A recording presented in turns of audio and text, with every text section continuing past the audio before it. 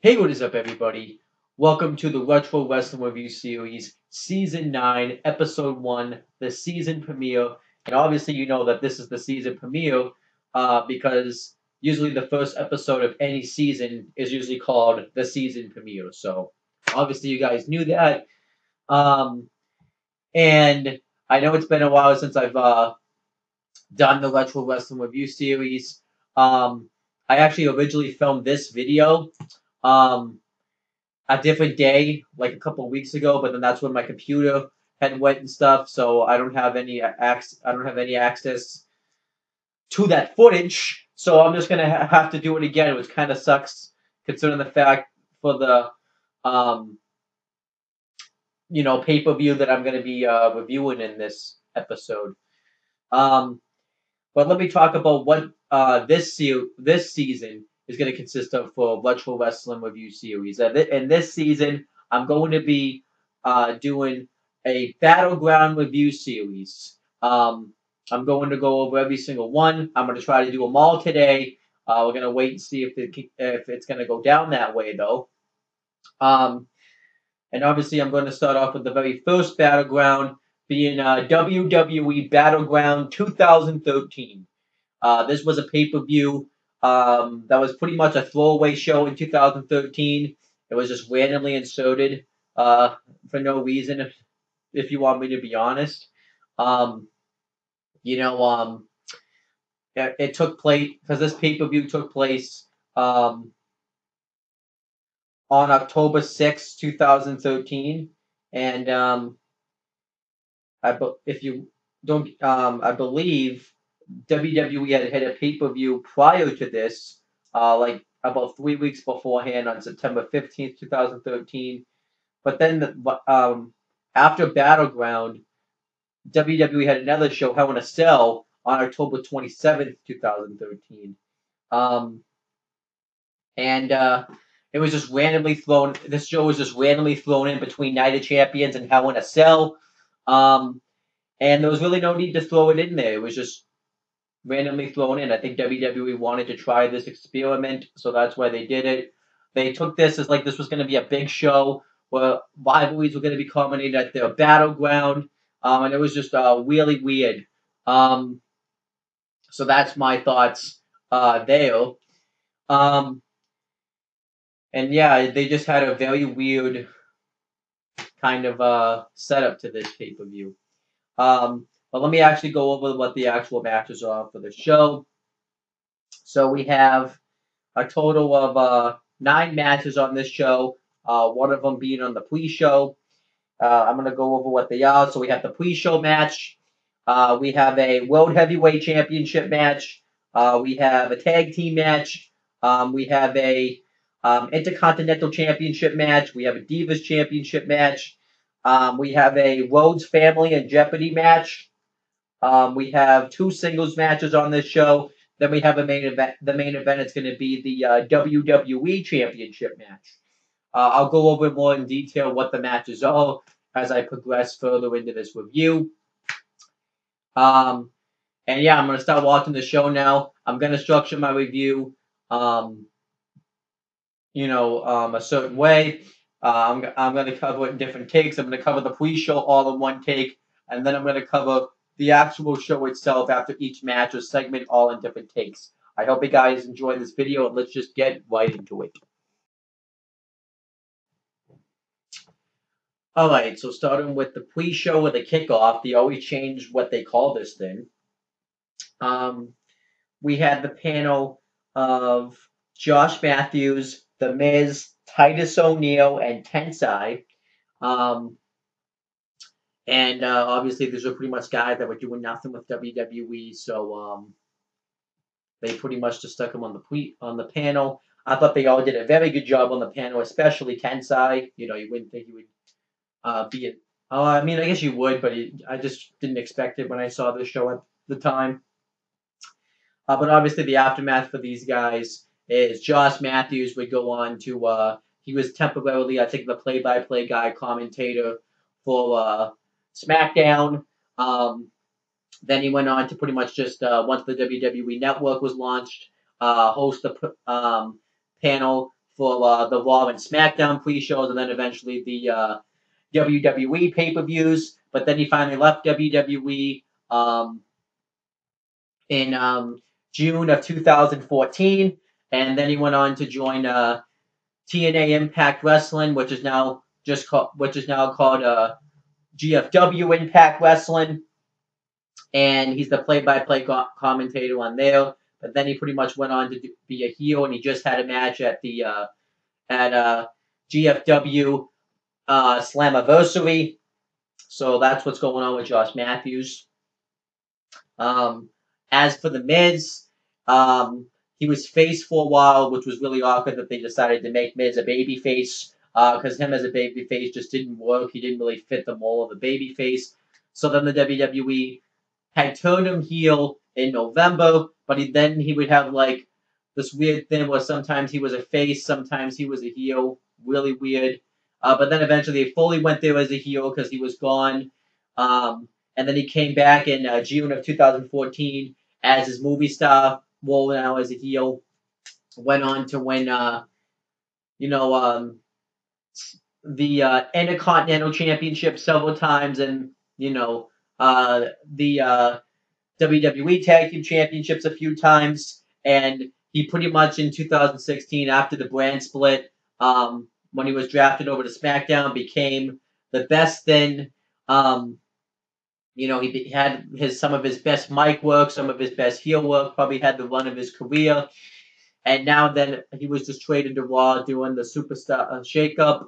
And now he's the current Intercontinental Champion. As for Titus O'Neil, pretty much has done nothing. He was in tag teams, and then he broke out of his tag team, went on to become a jobber, went back into a tag team in 2015, finally became a tag team champion. He was Father of the Year 2 years in a row. Then he went on to be out of a tag team, had a weird face run. Then he went on to turn heel for no reason. And now he's back to being a face, and he's doing the whole Titus brand stuff. So that's what's going on with Titus O'Neil. And as for Tensai, he was in a tag team as well. His tag team ended in December of 2013. Pretty much didn't do anything. He just went down. He went down to NXT. He did panel for the NXT specials. And then he went on to become. He was also on commentary in the meantime. But then he went on to become the head trainer for the WWE Performance Center. So Tensai has a pretty sweet gig with the WWE at the moment. And like I said, he did a phenomenal job on the panel. So out of all these guys on the panel, the one that's gone the furthest is probably The Miz. Just going to be honest. Then we have the commentators for the pre-show and the actual show itself. We have JBL, Michael Cole, and Jerry the King Lawler. JBL,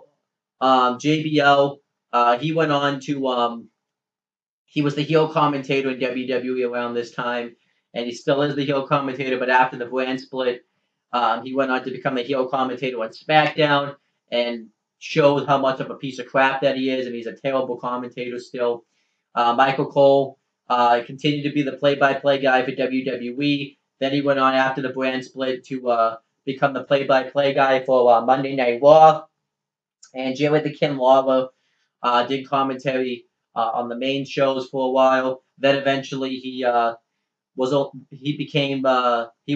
moved him over to SmackDown, and then he was still a face commentator for a while. Then he became the heel commentator on SmackDown, and then he went on to he didn't do commentary for pay-per-views. He went on to become a member of the pre-show on the pay-per-views, and then he went on to eventually he was also on the pre-show for Raw and SmackDown.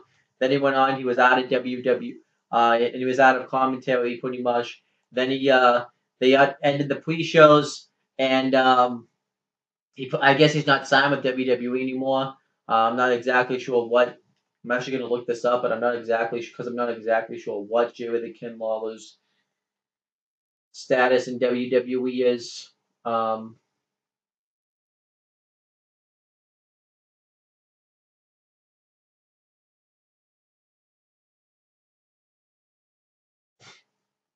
Let me look it up. What's this? I'm just going to go on the Wikipedia page real quick.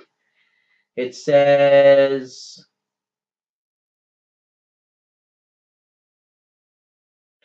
Because it says on December 5th, 2016, it was announced that Lawler would no longer be used on pre-shows and instead he be kept for special events such as the Hall of Fame ceremony.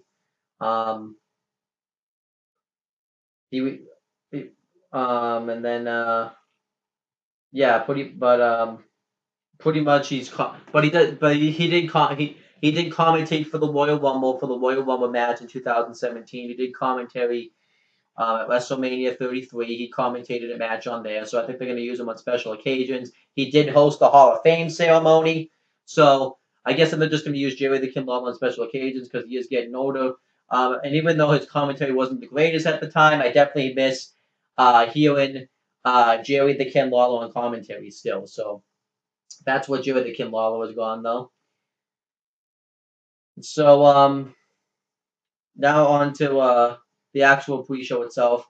They announced what the matches are, which is what I'm going to do right now. We have a match. So for the pre-show, so we have, like I said, so let me just announce what the matches are. For the pre-show, we have a match between Dolph Ziggler and Damian Sandow. Then for the actual show itself, we have a battleground hardcore rules match for the World Heavyweight Championship between Alberto Del Rio and Rob Van Dam. We have a tag team match between the Real Americans and Santino Marella and the Great Khali. We have an Intercontinental Championship match between Curtis Axel and R-Truth. We have a Divas Championship match between AJ Lee and Brie Bella. We have a Rhodes family and Jeopardy match between Cody Rhodes and Goldust and Seth Rollins and Roman Reigns. It's a tag team match, pretty much. We have a singles match between Bray Wyatt and Kofi Kingston. We have another singles match between CM Punk and Ryback. Then we have the main event. It's a vacant WWE Championship match between Randy Orton and Daniel Bryan. And that's pretty much the entire card. The card itself actually sounds pretty shitty, but let's see if the build-up makes it any better. If they didn't go over the build-up for some of the matches on this show, on the pre-show, so I'm going to do that now. For the tag team match, there really wasn't a reason for the tag team match on this show. It was just, they just randomly threw it on the pay-per-view. You know, Santino Marella, though, did make his return to WWE in September of 2013, and he kept beating both members of the Real Americans in one-on-one matches. They threw the Real Americans together.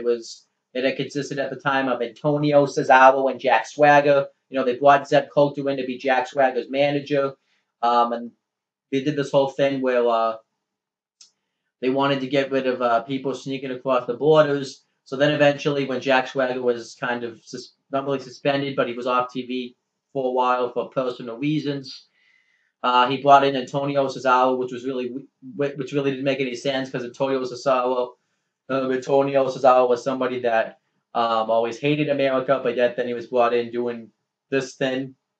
They threw the Real Americans together as a team, and they really started to click as a team. It felt like a thrown together team, but it was starting to work. So I that was pretty much the reason for this match. But not really a reason. The Great Khali was always somebody that was just kind of there, so not really a lot of reason for this match. It pretty much kind of was just thrown on the show for no reason. For the, I'm not going to say why the IC title match was happening because it does tie into one of the storylines.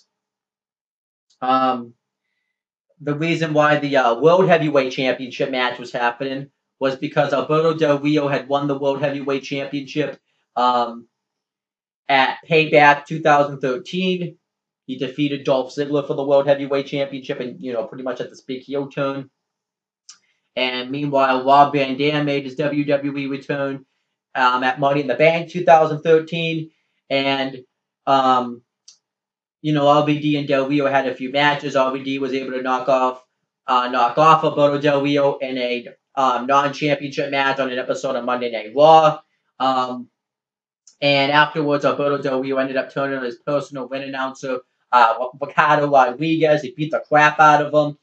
And pretty much Ricardo Rodriguez wanted to get revenge on Alberto Del Rio, so he recruited Rob Van Dam. It was a weirdly weird pair-up. I don't know why they did that pair-up. It was actually pretty stupid. So then they would pretty much have, matches together. And at Night of Champions, Rob Van Dam and Del Rio wrestled for the title, where RVD won by disqualification, so Del Rio retained the title since titles can't change hands off countouts or disqualifications. And so then Rob Van Dam wanted a rematch, and Triple H granted Rob Van Dam his rematch for the World Heavyweight Championship, and he made it a battleground hardcore rules match, and afterwards he was attacked by Del Rio backstage. And RVD, this was a huge advantage for him since he was able to get hardcore because of his old ECW days, and he was just had a history of hardcore matches, so it was a match that favored RVD. And RVD sent a message to his opponent by doing the Van Daminator with the trash can, and had somebody take the smashed trash can of Del Rio backstage to pretty much make an example, and that was pretty much the whole reason behind this feud. Not really the greatest feud, but whatever. But yeah, the fact that they had RVD paired up with Ricardo Rodriguez was just really awkward. So yeah, that's just a really awkward feud there. Then we had the build up for the Divas Championship match between AJ Lee and Brie Bella. The reason why this was happening was because AJ Lee had won the Divas Championship at Payback 2013. And pretty much AJ Lee, Divas title reign, was the start of kind of the women's revolution in a sense, because after AJ Lee had won that Divas Championship, women's wrestling was starting to become important. They started doing the Total Divas show in the summer, and AJ Lee had come out and cut the big pipe bomb, talking about how all these divas are just here for the reality show. They're not here to be wrestlers. And she cut the whole promo on the cast of Total Divas. And Brie Bella was part of the cast of Total Divas. But also at the same time, AJ Lee was making fun of Brie Bella because she was engaged to Daniel Bryan. She was making fun of what her and Daniel Bryan's kids would look like if they, gave birth and stuff. And Brie Bella was upset about this. Brie Bella knocked off AJ Lee during a 10 Diva tag match on Raw. And, AJ Lee then went on to recruit Tamina Snuka as a bodyguard. And then that was pretty much the reason for that feud. Not really, like the greatest feud either. Just really wasn't. But that was kind of the feud. And then we had the build up for the Bray Wyatt Kofi Kingston match. Bray Wyatt debuted with the Wyatt family in July of 2013. He was taking the Wyatt family was running roughshod in WWE. They were probably the biggest act because they were just pretty much a great gimmick. They were like the horror movie type gimmick, and it was great stuff. And they finally picked a new target on the go-home shows of both Raw and SmackDown. The Wyatt family started to cut weird promos on Kofi Kingston, so the match was made official at Battleground. Not really the greatest feud, but Bray Wyatt was on the main roster. He wasn't doing much, so it gave some sort of direction for Bray Wyatt for something to do, because Kofi Kingston was a former United States and Intercontinental champion. So, but yeah, not the greatest build up for a feud. So so far, talking about these feuds, pretty much the undercard has had no build up at all going into this show. But let's see if it gets better. So, I'm going to start actually covering the pre-show now. We had a WWE.com poll. Pretty much, it was a poll that was revealed by Renee Young, who was obviously Renee Young now has gone on since this, because she was the host of the Social Media Lounge. Obviously, since then, after Josh Matthews left WWE and opened up the door for Renee Young. Now she became the lead backstage interview, and she became the host of the Raw and SmackDown pre-shows, and then eventually the NXT specials, the mainstream WWE pay-per-views. And then she went on to you know, yeah, went on to host. Now she hosts Raw Talk, and she also hosts Talk and Smack. So Renee Young's gone pretty far in the WWE. But she announced that there was going to be a poll where the fans could vote who they thought was the best power couple in WWE history. It ties in because they were making it seem like that Daniel Bryan and Brie Bella could become one of the power couple in WWE. I'll get into that. Well, get into why later on in this video. And the options to vote for, you could have voted for Triple H and Stephanie McMahon, Edge and Lita, Macho Man Randy Savage and Miss Elizabeth, and Ken Booker and Queen Sharmell. Later on in the show, it was revealed what the results were, and I have them right here. Triple H and Stephanie McMahon got 30% of the vote. Edge and Lita got 42% of the vote. Macho Man Randy Savage and Miss Elizabeth got 23% of the vote. And Ken Booker and Queen Sharmell got 5% of the vote. So overall, Edge and Lita won with 42%, which is actually kind of shocking. But Edge and Lita did do a lot when they were together. You know, they had that great feud with Matt Hardy, which was a legit feud, and they were like a legit couple. And they had that probably the best feud of 2005. And then when Edge won the WWE Championship, they had the live sex celebration that drew great in the Raw ratings in 2006. And then they did a lot as a couple. And then eventually, Lita left, obviously retired from WWE in 2006. And they're not even a couple anymore. Actually, they broke. Actually, I think they broke up. Let me look that up real quick.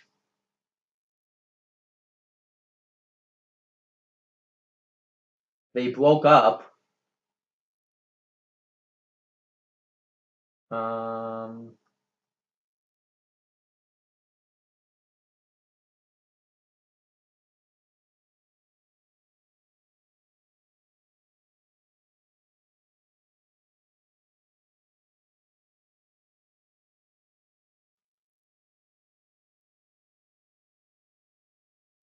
Actually, doesn't say exactly when they broke up. Actually, because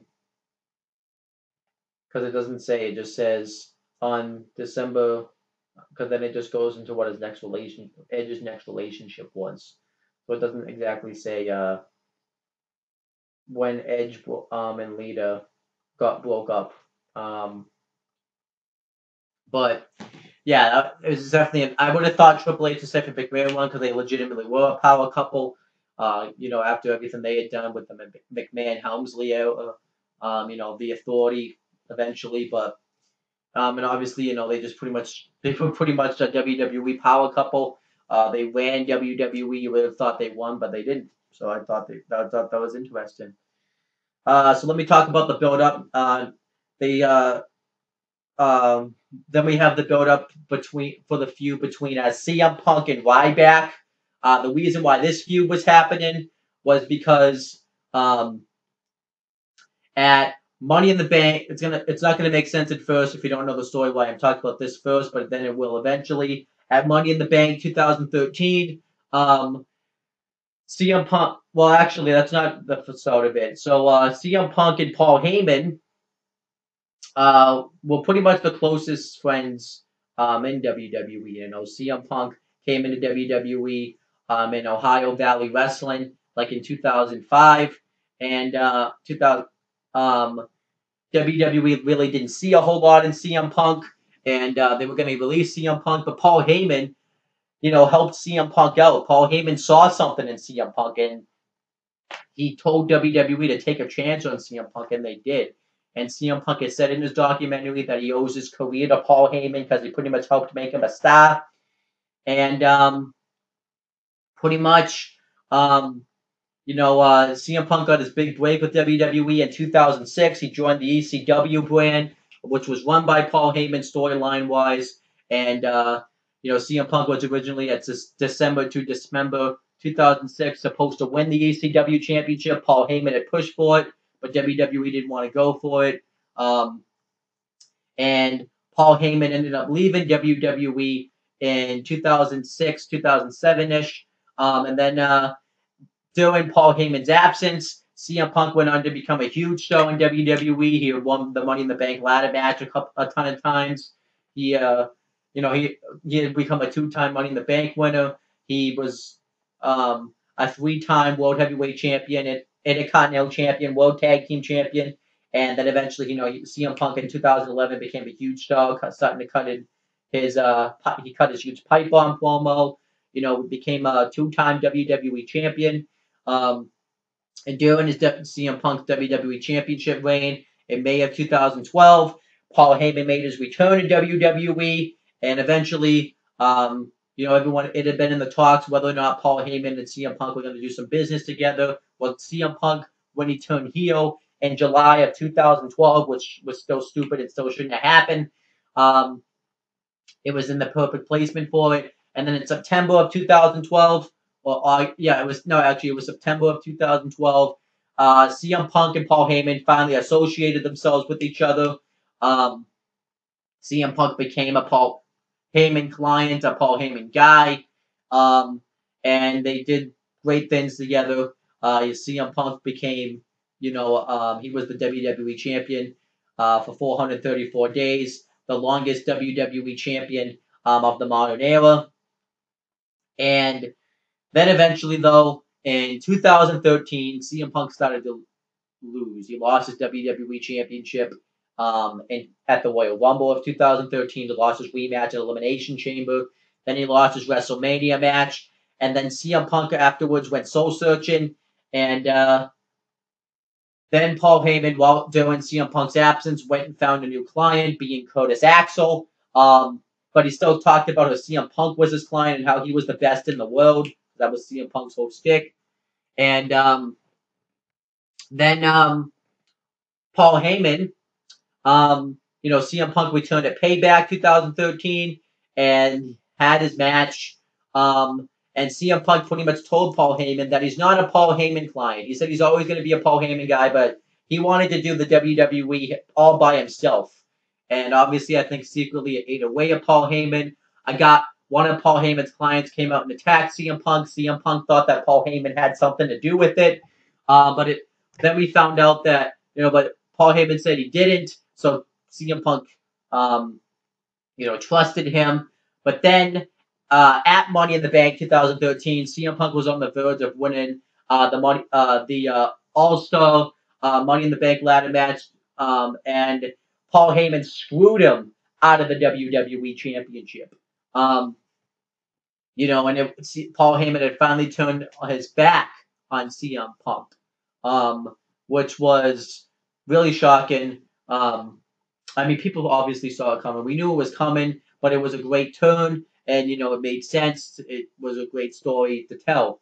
And pretty much then CM Punk made it his mission that he was going to get his hands on Paul Heyman and beat the crap out of him for turning his back on him. He tried to at SummerSlam, but he failed. But then CM Punk said he wasn't going to give up. He was going to go through every single Paul Heyman guy he had to. At Night of Champions, it looked like it was going to be a show. It was a 2-on-1 handicap match against Curtis Axel and Paul Heyman.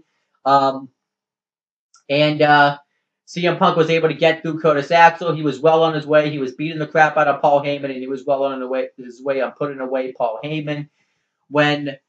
Who interfered in the match? None other than Ryback. And Ryback drove CM Punk through a table and helped Paul Heyman defeat CM Punk at Night of Champions 2013. Paul Heyman pretty much said that he owed his life to Ryback because Ryback saved his life. Paul Heyman bragged about how he was the best in the world since he beat CM Punk in a match. It was actually really weird because it actually looked like Paul Heyman was gay for Ryback because he had like this look and he would call him his big, beautiful Ryback. and it was a really weird storyline. And then eventually, and Ryback said that he did this because he didn't like bullies, even though there was segments where he was bullying people backstage, but all of a sudden he didn't like bullies. It was weird. CM Punk though, said he was going to get revenge. He's still going to get his hands on Paul Heyman. Paul Heyman was in a scooter from the injuries, and the scooter died. We found it was a trap. It was used so that way Ryback and Curtis Axel can attack him. But CM Punk, was still intent on getting his hands on Paul Heyman. During a match that Curtis Axel was having with R-Truth on Raw, CM Punk cost Curtis Axel the match, giving R-Truth the pinfall victory, which is why Curtis Axel and R-Truth were having the Intercontinental Championship match since R-Truth knocked off Curtis Axel in an episode of Raw. And then CM Punk, later on in that episode, while Paul Heyman was doing a proposal for Ryback, which you thought Paul Heyman was going to propose marriage to Ryback, but instead he proposed for Ryback to become a Paul Heyman guy, and then CM Punk interrupted it. He tried jumping over the barricade, but then he faked a knee injury because we thought he was really hurt. But then eventually he took out Paul Heyman with the kendo stick and beat the crap out of Curtis Axel and Ryback, mainly Curtis Axel, and it led to the match against for Ryback and CM Punk at Battleground. Yeah, it was kind of weird though because they had feuded going into the Hell in a Cell pay-per-view in 2012, and CM Punk was actually the heel aligned with Paul Heyman, and Ryback was the big baby face. Now it was the exact opposite, and it was really weird. Yeah, and it was actually kind of the same circumstances because both of them at the time couldn't afford a big loss for different reasons. But then a year later, CM Punk had so many losses on pay-per-view and stuff, he couldn't afford to lose this feud or to lose this match against Ryback. Ryback also had so many losses on pay-per-view, he couldn't afford to lose this match. So it was interesting to see how this was going. And this was obviously a tick of time where CM Punk was becoming bland because he was just stuck in this Paul Heyman feud where he would come out and say the same thing every week. I'm going to get my hands on Paul Heyman. So it was just a really weird feud. Even on the show, Ryback and Paul Heyman cut a promo about how Ryback is going to take care of CM Punk and he's going to do it in front of all these millions of bullies in the audience and its leader. It was a pretty decent promo because it's a Paul Heyman promo, so I guess it wasn't too bad. So then we had a match. It was it was Damian Sandow versus Dolph Ziggler. There really wasn't much reason behind this feud. It was just behind this match. I should say it was just a match thrown on the show. You did have Dolph Ziggler though, who was a former Money in the Bank contract holder, and then you had Damian Sandow at the time, who was the current Money in the Bank contract holder. So you kind of had that. He kind of going in there. Damian Sandow, it was rumored that he was going to possibly cash in during the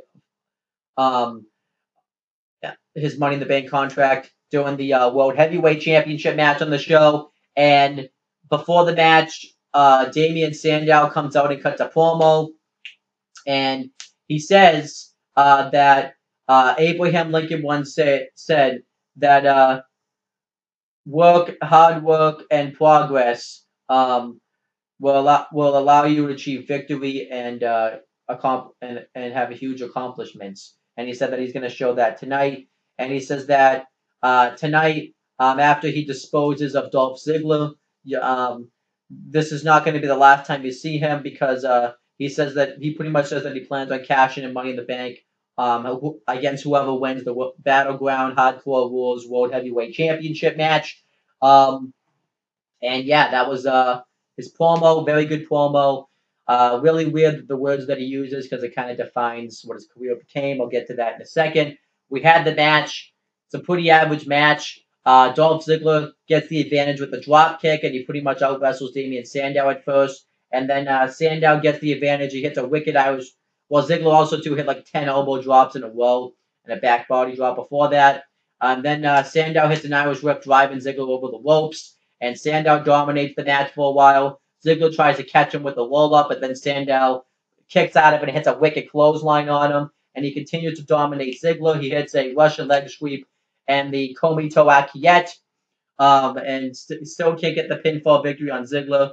Eventually, Dolph Ziggler starts to make it.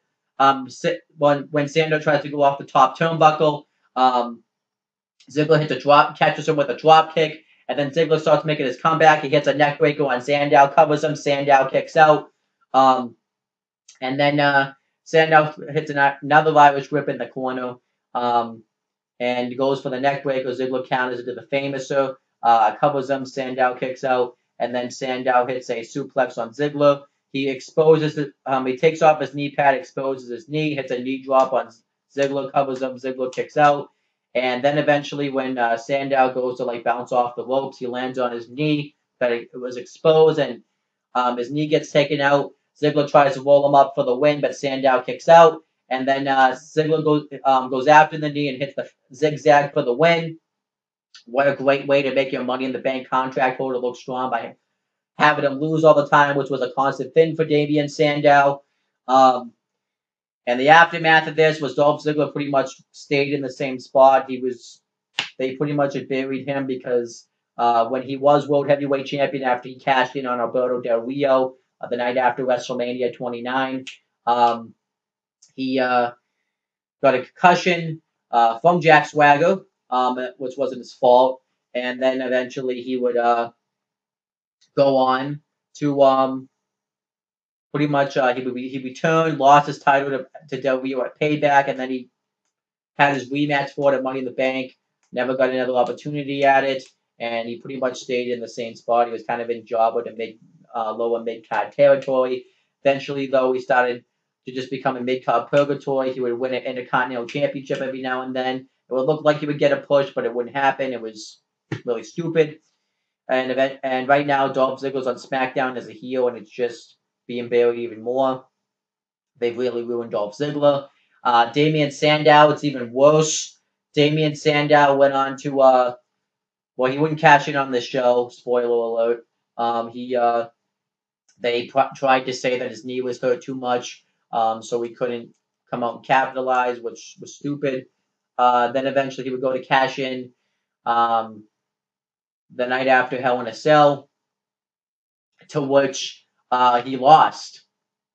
He's the second ever person to fail his Money in the Bank cash in, and the only person to ever straight up lose. It was really stupid. Sandow then went on to pretty much regress. I don't even know if that's a word, but he went on to just get diminished further and further. Be put in comedy matches. Then eventually he was just in 1 to 2 minute squash matches, and then he was losing. And he went on to become a jobber. Then eventually they buried him even more by having him dress up as different gimmicks like Grado, Davy Crockett, Vince McMahon, Bret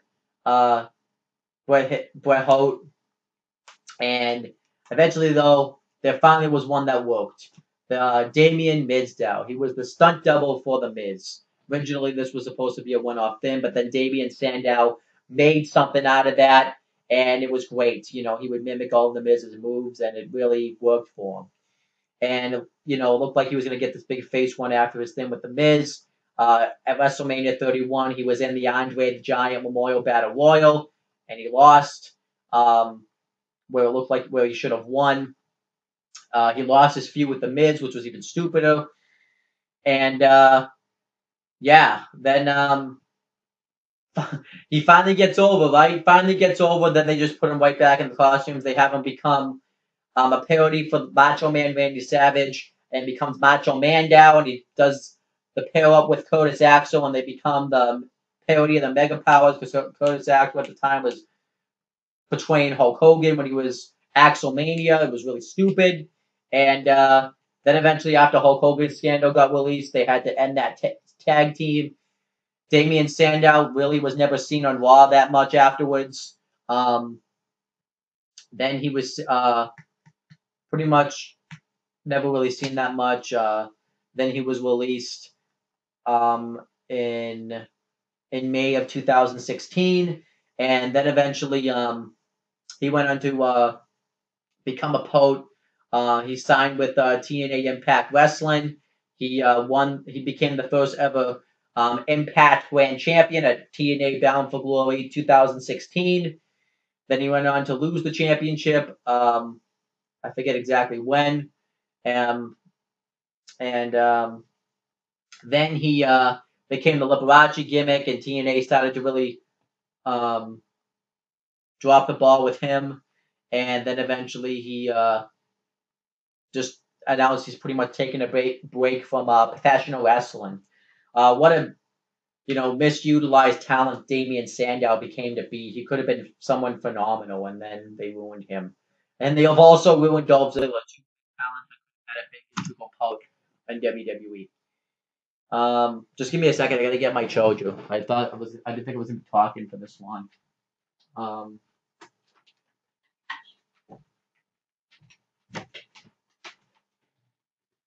I should have plugged it in though before I started this, but whatever.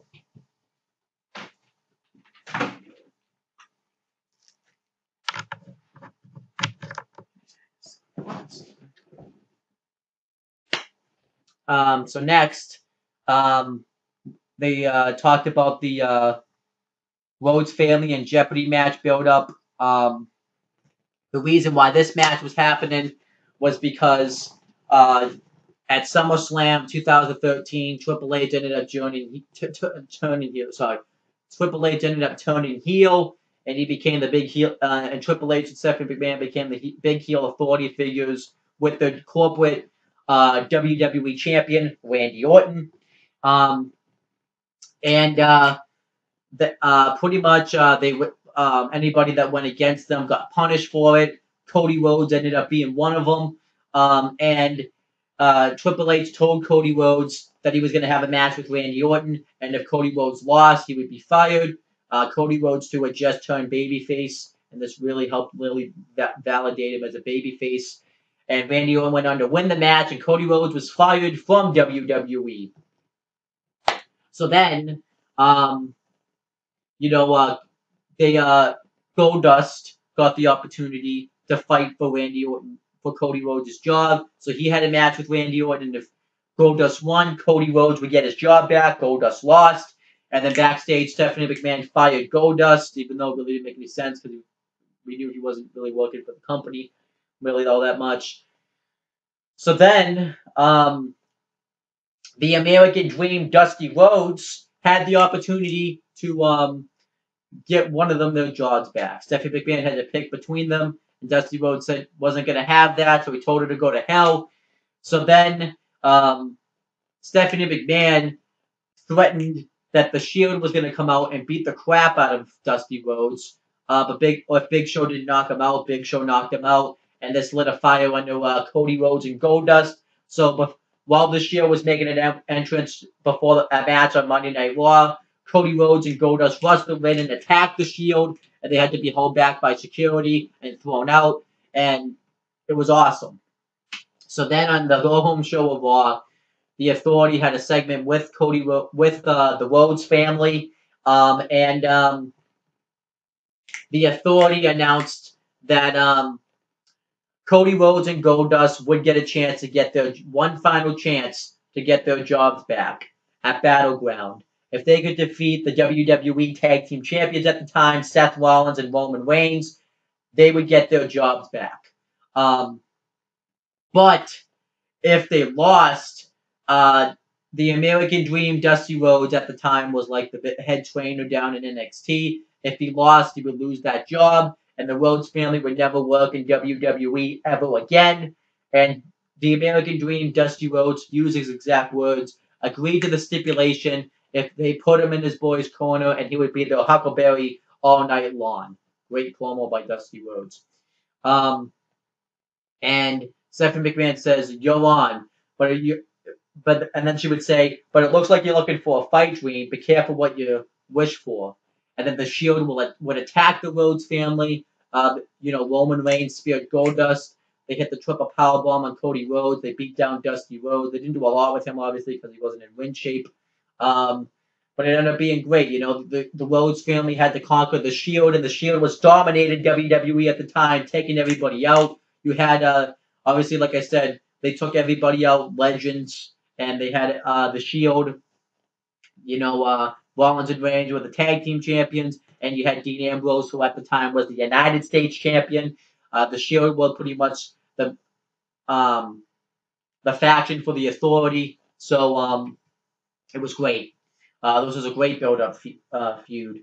Then it goes back to the social media lounge segment, and Renee Young's reading some tweets when El Torito comes in, and at the time they had repackaged Primo and Epico as Los Matadores, and they brought in El Torito as the Bull. And because Renee Young was wearing reds, he was charging and it was wild about it. It was stupid. Thank God Primo and Epico aren't Los Matadores anymore, but now there's still nothing. Not going to get into that too much. This is a dumb segment. And then we had the build-up for the WWE Championship match between Daniel Bryan and Randy Orton. The reason why this match was happening was because Daniel Bryan was someone that had been built up for a while. Then at SummerSlam 2013, Daniel Bryan won the WWE Championship in the main event, which was an amazing moment. So then, Triple H was the guest referee. Daniel Bryan was celebrating. And then Triple H, that's when he turned heel. He ended up laying out Daniel Bryan with the pedigree and allowed Randy Orton to cash in his Money in the Bank contract and become the new WWE champion. And this was the heel turn for both Randy Orton and Triple H. Triple H, and the Authority pretty much did this because they thought Daniel Bryan wasn't an A+ superstar. He was a B+. They didn't think he was main event caliber, just like but they thought Randy Orton, they were positioning him to be like the face of the WWE. And it was fantastic stuff. The Authority would constantly beat down Daniel Bryan, and Daniel Bryan had to become that underdog going against the Authority. So then eventually, at Night of Champions, it was Randy Orton versus Daniel Bryan for the WWE Championship. Daniel Bryan prevailed. He defeated Randy Orton for the WWE Championship, but there was some shenanigans. Referee at the referee Scott Armstrong, who was refereeing that match, counted Randy Orton, did a fast count on Randy Orton, and the next night it looked like Scott Armstrong and Daniel Bryan were like cahoots, but Daniel Bryan knew nothing about it. So Triple H stripped Daniel Bryan of the WWE Championship, and he was forced to hand over the title. Randy Orton laid him out with the RKO. They took the championship from him, and Randy Orton was like, "What the hell? That's my title." And the Authority weren't going to give Orton the title because they wanted to see the old Viper Randy Orton back. So Randy Orton was supposed to have a match with The Miz on Raw. He ended up taking out The Miz, and he ended up becoming the old Viper Randy Orton we used to all know and love. He took out Rob Van Dam doing a match on Raw. And Randy Orton said that the old Viper had been awakened, and he's going to extinguish it on Daniel Bryan. Daniel Bryan was constantly taking out the Authority and the Shield to get to that WWE Championship match. And then Randy Orton and Daniel Bryan had a final segment on Raw where they used his engagement to Brie Bella to build up that feud. Randy Orton said that Brie Bella is going to be disappointed that she's not sleeping with a handsome champion like myself. She's sleeping with a barnyard animal. Daniel Bryan and Randy Orton get into a brawl where Randy Orton got the upper hand on him, and he beat up Daniel Bryan right in front of his fiance at the time, and Randy Orton laid him out with the RKO through the table. And then eventually, on the go-home show of SmackDown, Daniel Bryan got revenge on Orton by beating the crap out of him. And this led us to this WWE Championship match, and a really good build-up. Probably not the best built-up match on the show. That definitely goes to the Rhodes family and Jeopardy match, but this was definitely a close second. And obviously, build-up-wise, though, this show sucks. Only 2 matches have real story, maybe 3 of them have real stories behind them, but the third one, the CM Punk Ryback build-up, doesn't have logical build-up behind them, and it was just lasting way too long at the time, so it was whatever. But now that I've talked about the pre-show in great detail, I'm going to start talking about the actual show itself, and I'm just going to get right into it. Okay, so we had the actual show itself. We had the same people on commentary for it. and we had the first match on the show. It was a battleground hardcore rules match for the World Heavyweight Championship. World Heavyweight Champion Alberto Del Rio versus Rob Van Dam with Ricardo Rodriguez. Alberto Del Rio forces Lillian Garcia, who was the ring announcer for this show, to announce him in Spanish since Ricardo Rodriguez announced it RVD in English. And the match starts. Immediately, Del Rio hits uh, a super kick right to the ribs of LBD. He hits a snap suplex on him, covers him. LBD kicks out. He goes out to grab a steel chair. LBD hits a drop kick on him, and he hits a thrust kick on the floor, and then he hits a moonsault off the barricade right under Del Rio. It looks like that he could have broken Del Rio's neck from the way that Del Rio was positioned. And then he brings in the steel chair. Del Rio tries to stop him, but RVD hits him in the ribs with the chair. Then he hits a springboard DDT on the chair, covers him. Del Rio kicks out. And then Del Rio hits a backstabber on RVD. And then he beats the crap out of him with the chair, covers him. RVD kicks out. And Del Rio continues to dominate the matchup until RVD hits a big heel kick on him. And then RVD dominates the matchup. He hits a springboard guillotine leg drop off across the apron. He grabs a ladder, hits Del Rio with the ribs with it, hits a thrust kick from the top turnbuckle, and then he Irish whips Del Rio into the ladder. He goes to hit a monkey flip from the ladder. Del Rio moves out of the way and he hits an enzuigiri back in the back of RVD's head, and he falls, and the ladder falls with him. And Del Rio hits a double stomp while he's underneath the ladder. And he gets back in control of the match. He beats RVD down with a trash can. He puts the trash can. Actually, no, he goes up on the top turnbuckle with the trash can. He's about to jump off and hit Del Rio with the trash can, but RVD hits a drop kick and sends the trash can right into Del Rio's face. And then RVD hits grabs the ladder. He slams Del Rio on the ladder, and he hits a split leg moonsault on Del Rio while he's on the ladder. Covers him. Del Rio kicks out. Then he goes for the Rolling Thunder while Del Rio's on the ladder again. But then Del Rio moves out of the way, and RVD lands back first on the ladder. And then he hits and then he gets RVD into the cross arm breaker, and then Ricardo Rodriguez grabs a bucket from under the ring, and he hits Del Rio with it, and this breaks up the submission hold, and Del Rio looks at Ricardo Rodriguez, and I kind of like how they told this story here because these were two who have been together for so long, and Ricardo Rodriguez acts like he's conflicted, and because Del Rio forces him to hand him the bucket, and he acts like he's going to do it, but he suckers Del Rio in. He beats the crap out of him with the bucket, goes outside the ring to attack him. But before that happened, RVD tried to win with the roll up, and then Del Rio kicked out and he threw RVD out of the ring. But yeah, so then we continue with Ricardo Rodriguez is beating him up with the bucket. Del Rio throws him into the barricade, kicks him in the head, and then grabs a ladder. RVD drop kicks the ladder into Del Rio, and then he hits a 5-star frog splash from the apron onto a ladder that Del Rio was underneath, and both men are down. Then RVD grabs Del Rio, and he goes for a rolling. He goes for the Van Daminator off the top turnbuckle while he's got the chair. Actually, the crowd was chanting "We want tables," and Jerry the Kid Lawler acted like they were chanting "We want chairs" when that clearly wasn't the case. So I thought that was kind of funny.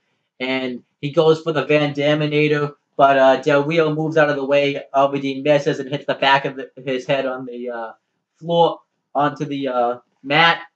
And then Del Rio grabs the chair. RVD tries to fight back, and he hits a jawbreaker on Del Rio. And then Del Rio drop toe holds Del Rio into the chair. And then he hits a super kick on RVD. Then he stomps on his hand while it's in the chair. And then he hit Del Rio gets him into the cross arm breaker while RVD's arms in the chair. And RVD ends up tapping out, and Alberto Del Rio retains the World Heavyweight Championship. I thought this was a good battleground hardcore rules match. I thought it was fun. The only thing I would have done differently in this match is when they had that, as I would have had Ricardo Rodriguez turn on LBD and cost of the match and go back with Alberto Del Rio, because it really, that pair up between LBD and Del Rio and Ricardo Rodriguez didn't make any sense. And I think LBD and Del Rio, I think Alberto Del Rio and Ricardo Rodriguez are such a better pair up together, so I think they should have gone back with each other. But whatever. The aftermath of this, though, is Del Rio continued to be a really boring world heavyweight champion. Eventually, he lost the championship at Hell in a Cell, and then he lost his rematch at Survivor Series. Went on to pretty much do nothing. He pretty much was in, like, once they merged the WWE and World Heavyweight Championships together, he pretty much became nothing in WWE. He was pretty much in the upper mid code, fighting for the IC and US title. And then eventually he was released from WWE in 2014 for slapping someone because they made racial remarks at him, which I don't blame him for doing so. He went on to work the Indies as Alberto El Patron. He returned to WWE in 2015 with Zeb Coulter being Bex America, and he won. He returned at Hell in a Cell 2015. He won the United States Championship and became a two-time United States champion. But afterwards, after he lost it at the Royal Rumble in 2016, they didn't do anything with him. Eventually, he was drafted to SmackDown after the draft, but then they didn't do anything with him. He was suspended for steroids, left the company again because he was just done with that bullshit. And, now he's in GFW Impact Wrestling, and he is now the current, at Slammiversary ended up unifying both the GFW and Impact Wrestling Championships, the two world titles together, and now he's in the Mex America faction, so that's what Alberto Del Rio's got going on. Now he's talking a bunch of shit towards WWE, even though WWE did everything with him. They had him win a Royal Rumble. They had him win the Money in the Bank ladder match. They did everything. They pretty much went out of the way to push Del Rio. He's just shitting on him now. It's really stupid. As for LBD, he would go on this. He would take a leave of absence after this run. Then he would go on to have one final one. He returned the night after WrestleMania 30 in 2014, and he was there up until like August, September-ish, and then that was like his final one, possibly in WWE. And we haven't really seen too much of him. I think he's LBD's wrestled some indie shows, and Ricardo Rodriguez went on to join the Spanish commentary team for a little while, and then he was released, I think, around the same time Del Rio was, I believe. So overall, LBD didn't benefit from this match. This match really wouldn't have hurt or benefited LBD, since he's already kind of, a made star. He's already been a star in WWE. He didn't need the win. But this really didn't benefit Del Rio much, since he just lost the championship right afterwards anyways, and he just, has been released twice since then. So this really didn't do much to benefit Del Rio, and obviously it didn't do much to benefit Ricardo Rodriguez either. So, but the match I still thought was a good match, but, doesn't really do a lot to benefit the current state of WWE. So that's my thoughts on the match.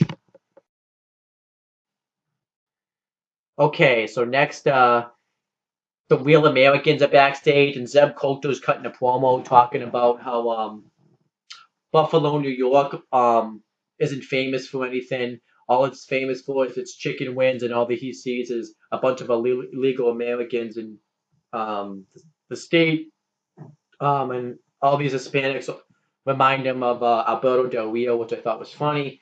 And then Zeb Coulter says that that pretty much the Real Americans are going to take Santino Marella and the Great Khali, who are non-Americans, dip them in some sauce, and have them fried, dyed, and pushed to the side.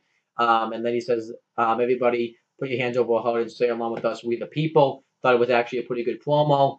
And it was, I guess, a nice way to build up to that match, because they had to do this to build up to the match, because there really wasn't a reason for it. But it was a good promo by Zeb Coulter. I liked it. Okay, so next we had a tag team match. It was Santino Morello and the Great Khali with Hornswoggle ringside versus the Real Americans with Zeb Coulter ringside. Uh, this match wasn't that great, but the finish definitely makes the match. Um, Santino Morello and Jack Swagger start off this match, and Jack Swagger gets the better of him for a while, but eventually Santino Morello hits an arm drag, goes to for the Cobra, which is really stupid because it's Swagger like ran away from it. And it's just a sock that's on his hand. It's really stupid. And then when he gets outside the ring, Hornswoggle tries to come up with the Cobra, and Jack Swagger just like takes it off and throws it and tears it apart, which was what he should have done to Santino's. And then Santino goes for one on Antonio Cesaro, and Antonio Cesaro ducks and do it while Santino is doing this. Swag was able to hit him up on the top rope, and the Real Americans get the heat on Santino Morello for a while. They actually hit a combo where Swagger did the Swagger bomb, and Cesaro hit the hit like it jumped up and did a split and hit a double stomp on Santino. I thought looked pretty cool. Then Santino hits a back suplex on Swagger, and then the Great Khali gets the hot tag on Antonio Cesaro, and he starts going off on him. He hits a chop on Cesaro, covers him. Swagger breaks it up, and then Santino Morello goes to take him out, goes to throw him over the top rope, but Swagger lands on the apron. He holds back Santino. Khali chops Jack Swagger. Santino hits a dive over the top rope on him. And then Cesaro takes out the Great Khali's knee. And then he hits a swing, the big swing on Khali, which was really impressive because, Khali's like 420 pounds. And he hit the big swing on the Great Khali and drops him like on the floor, covers him for the win, and the Real Americans win. Like I said, the match isn't that great, but what's worth seeing this match is Cesaro hitting the big swing on the Great Khali. That's just really damn impressive, and I still can't believe how strong Cesaro is. And one thing I also didn't like about this match is the commentators didn't show any interest in really calling this match. You could definitely tell because there was this point where Michael Cole said on commentary because during this, Antonio Cesaro had taken the Cobra off Santino Morella, and Michael Cole was like, I think the Cobra has been, whatever. It just kind of shows that the commentators just really didn't give a crap. I get this match, it wasn't anything, but sometimes the best part about the matches is the commentary. If you have a good commentator commentating the match and they show that they care, it makes me care about it watching. And then the fact that the commentators really didn't give a fuck when they were calling this match was really stupid. And it was definitely a trend that was happening with commentators back in 2013. But as for the aftermath, Santino Morella would wrestle for. Well, actually, they would have a rematch the next night on Raw where the Real Americans would win again. And then Santino Morella and the Great Khali, they pretty much weren't really a team. It was just a comedy pair up.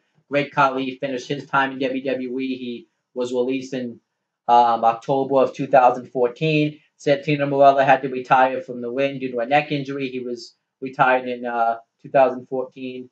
One thing I will say about Santino was that even though I didn't like his whole comedy shtick, once he turned face and stuff, he definitely made the most out of that comedy run, and I always have respected him for that.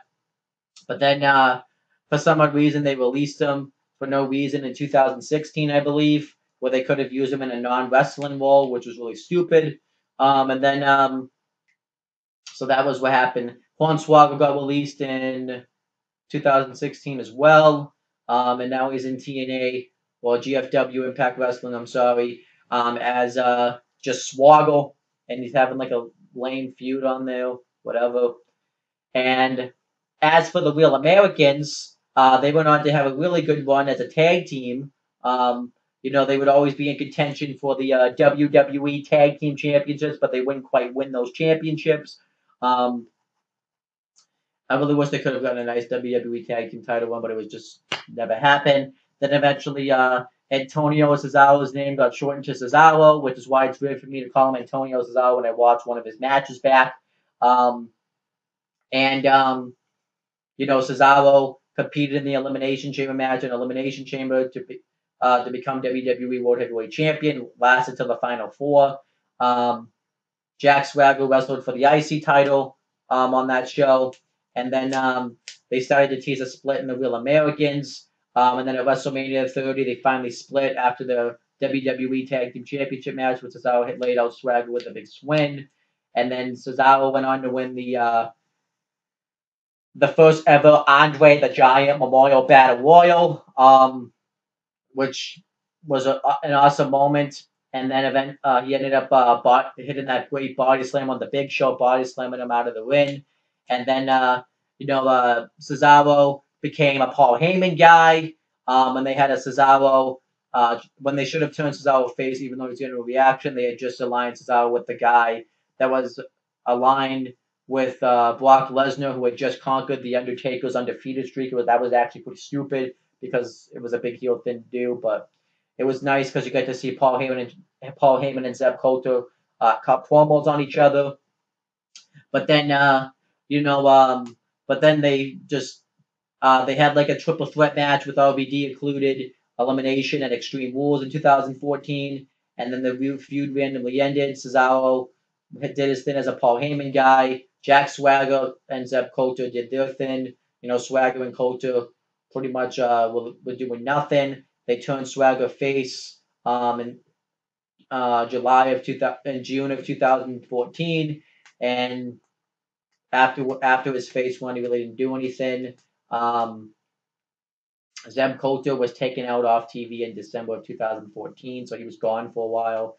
But Cesaro pretty much really didn't do a whole lot when he was aligned with Paul Heyman. He had a few Intercontinental and United States title matches, but really nothing special. Then eventually he broke away from Paul Heyman. They jobbed out Cesaro any chance that they could, which was stupid. He went on to become in a tag team, which was good. Nothing to his potential, but good. He became one half of the WWE Tag Team Champions at Fastlane in 2015.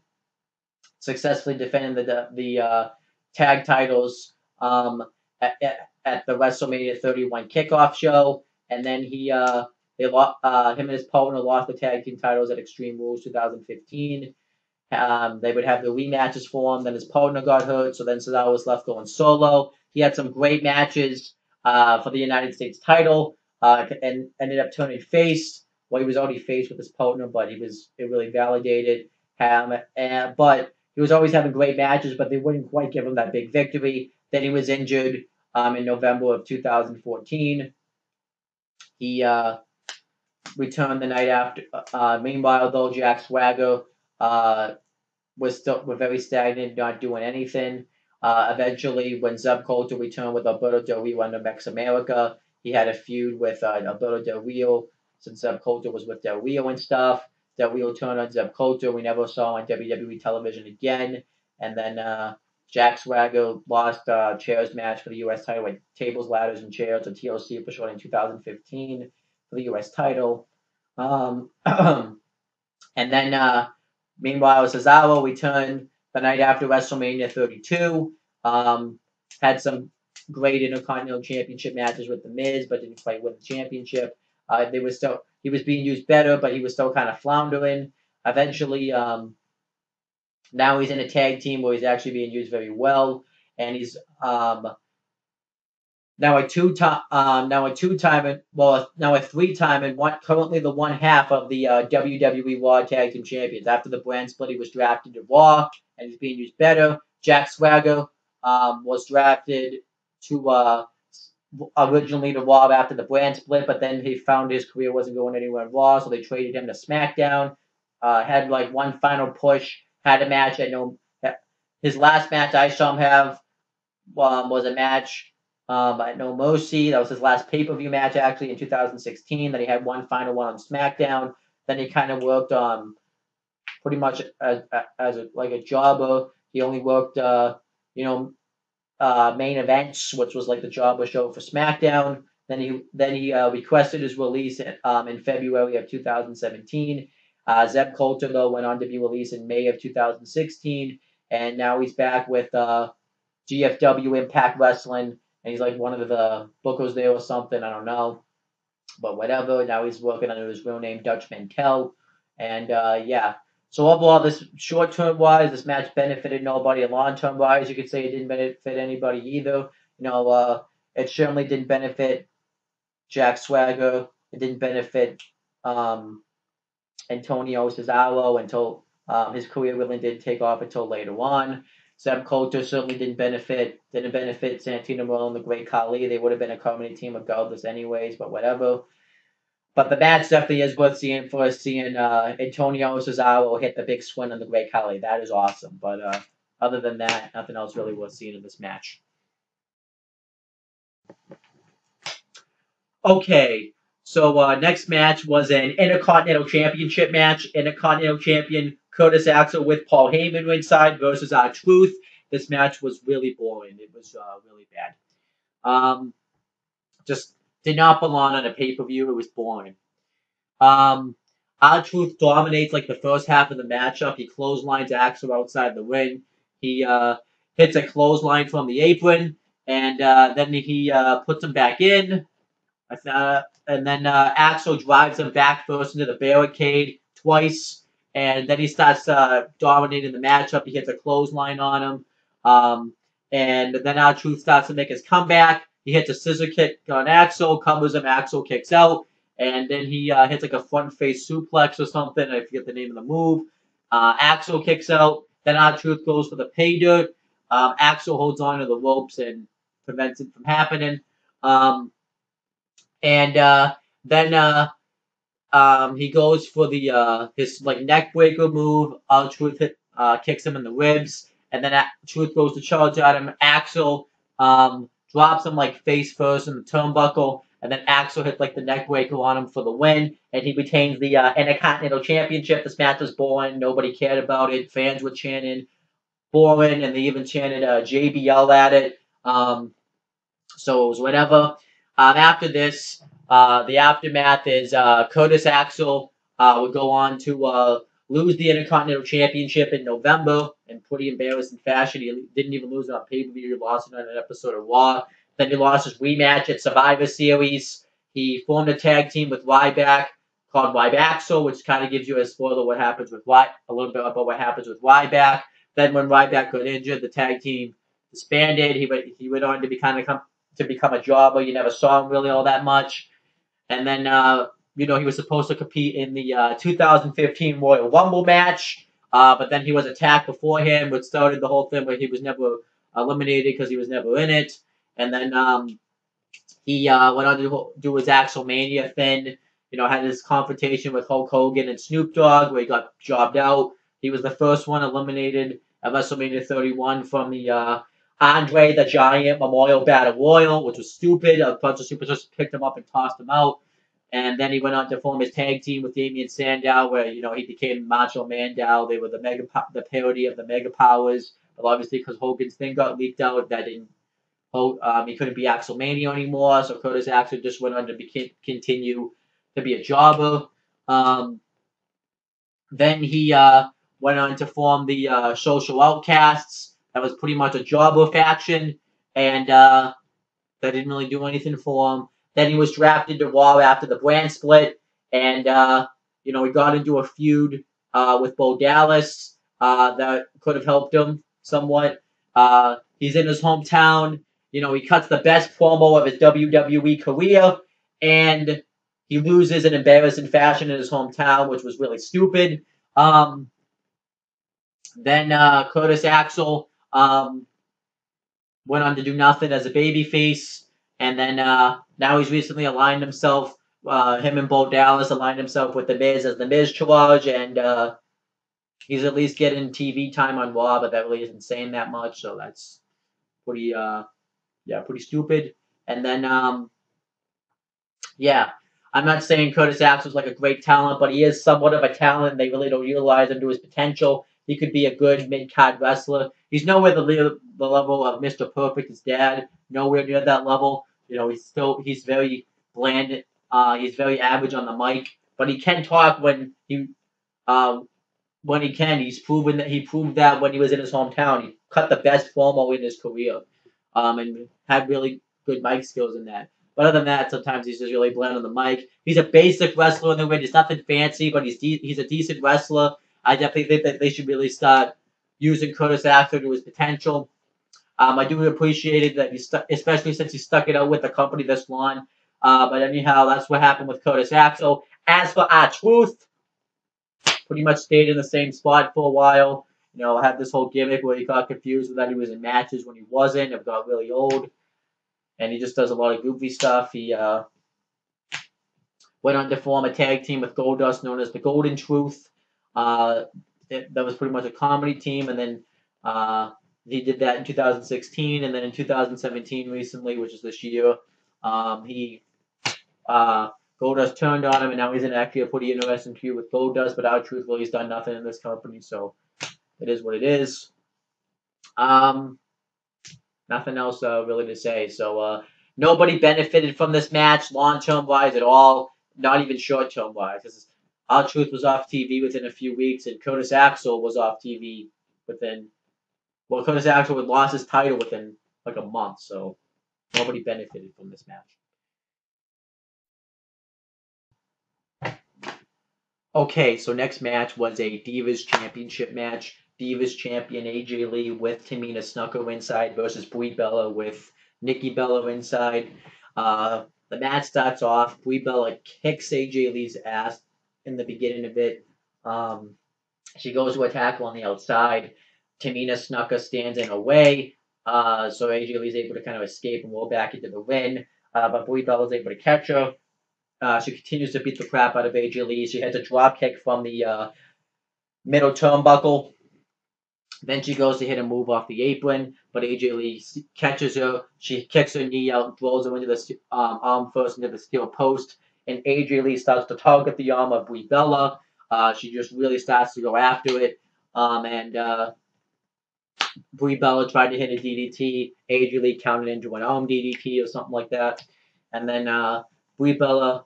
AJ Lee misses the splash in the corner. Brie Bella tries to use a comeback, but AJ Lee just keeps going after that injured arm, which I always liked about AJ Lee. If she found a body part, she would always target it. Then Brie Bella started to make a comeback. She hit like 2 drop kicks on her and hits the running knee in the corner. But then Tamina Snuka grabs Nikki Bella and just starts getting her into like a headlock. And this distracts Brie Bella long enough for AJ Lee to hit a roll-up on her for the win. So the match was overall decent, but the finish was really stupid. Why did that distract Brie Bella? It didn't really make any sense. Then one funny line I thought was funny was Jerry the King Lawler actually said, "I wonder how Superfly Jimmy Snuka would feel about his daughter's actions. Consider the fact that Tamina Snuka choked another woman. I think Superfly Jimmy Snuka probably felt pretty good about it because he was alive at the time when the show took place. I think he felt pretty good about it because of the fact that, he ended up murdering someone back in like the 1980s, so I thought that was actually kind of funny. And then obviously the aftermath is they would go on, because of this, they would go on to have a rematch at Hell in a Cell for the championship where AJ Lee retained it again. AJ Lee carried that championship all the way to WrestleMania 30. She would have title defense after title defense after title defense. And she went on to defend it against everybody on the women's roster. The Divas roster, I should say. And then she went on to lose the championship the next night on Raw. And she became the longest reigning Divas champion at that time. And Brie Bella, by the way, was also in that match at WrestleMania. And then AJ Lee took time off. Meanwhile, Brie Bella, the Bella twins weren't really doing too much. Eventually, Brie Bella engaged in a feud with Stephanie McMahon after Daniel Bryan had won the WWE World Heavyweight Championship and quit the WWE kayfabe-wise to let Daniel Bryan keep the championship. And Stephanie McMahon would punish Nikki Bella for those actions. Tamina Snuka got herself a Divas title match at Extreme Rules, meanwhile. And then around that time, AJ Lee returned to television. She won her second Divas Championship in June, and she went on to have to lose it again at SummerSlam. On that same show, Brie Bella had returned to television, had a match with Stephanie McMahon, which she lost because Nikki Bella turned on her. It led to the Bellas feud. Nikki Bella was in the triple threat match at Night of Champions in 2014 for the Divas title, with AJ Lee winning that match. AJ Lee would hold on to the Divas Championship. The Bellas feuded. Nikki Bella defeated Brie Bella at Hell in a Cell 2014, where Brie Bella became a personal assistant. And then at Survivor Series, ironically enough, Nikki Bella defeated AJ Lee for the title after Brie Bella made out with AJ Lee, which is kind of funny. Thinking about it too, it's also funny that both of these women are married to the two most beloved probably wrestlers that have come to WWE in the most recent time, that being CM Punk and Daniel Bryan. AJ Lee married CM Punk in July of 2014, and Daniel Bryan married Brie Bella at the same year. I think it was early, like April of 2013. So it's kind of funny how that worked out. But then, anyhow, continuing. But so then AJ Lee got a rematch at TLC 2014, where Nikki Bella retained. AJ Lee was off TV. The Bella Twins became the big heels of the division. They went on to rule the Divas division for a while. AJ Lee returned, beat him in a tag team match at WrestleMania 31, and then the next night beat him in a 6-man tag. And then that on the Raw after WrestleMania 31, that ended up being AJ Lee's last match. He announced a retirement, and AJ Lee would now has a book coming out on mental illness, and that's really cool. And then the Bella Twins continued to rule the Divas division. Nikki Bella surpassed AJ Lee and became the longest reigning Divas champion in WWE history, a record that will never be broken since there's no more Divas championship. And obviously the WWE did that because they wanted to write AJ Lee out of the record books since she was married to CM Punk. And then AJ Lee, and then Nikki Bella lost the championship at Night of Champions in 2015, and then lost a rematch, got injured. Brie Bella continued wrestling on TV. She had a Divas title match at Fastlane where she lost. They built a story around her because of her sister's injury and Daniel Bryan's retirement. Then Brie Bella had her final match at WrestleMania 32 in the pre-show, where Nikki Bella made an appearance, and Brie Bella went on to retire. And she went on. Her and Daniel Bryan gave birth to Bodie, and then now she just recently gave birth to Bodie in April, and then finally, not in I think it was like May, April-ish, and then finally, Brie Bella's gearing up. It's on the Bella Twins have their own YouTube channel, and Brie Bella looks like she's gearing up to make a WWE in-ring return, which would actually be pretty excited about that. Because I think a lot of people kind of underweight the Bella Twins. They think they're just looks. Originally, I would when they first came into the company, that was definitely the case. But I definitely think that they become pretty good wrestlers, not great wrestlers, but good wrestlers. And obviously, I think Nikki Bella has become a pretty decent wrestler. I would say she's slightly better than Brie Bella as a wrestler, so that's really cool. But as for Nikki Bella, she returned at SummerSlam 2016 as a face. Well, actually, I think she returned as a heel, then turned face, actually. It was really weird. And then she pretty much had feuds with all the women on SmackDown since there was a brand split. Then she got engaged to John Felix Anthony Cena at WrestleMania 33 after the next tag team match with The Miz and Maurice. And we haven't seen Nikki Bella in WWE since. And there has been no one talk about their engagement, actually. So what was the point? I get it was a real life thing, but Cena didn't even bring it up when he returned, actually. That's really stupid. As for the Women's Revolution, though, AJ Lee's Divas title run was kind of the start of it. That's when WWE started to take women's wrestling a little bit more seriously. Now we're seeing, they eventually at WrestleMania 32 turned the Divas Championship into the Women's Championship that became known as Women Wrestlers. This was even before NXT was doing the great things with the Women's Revolution.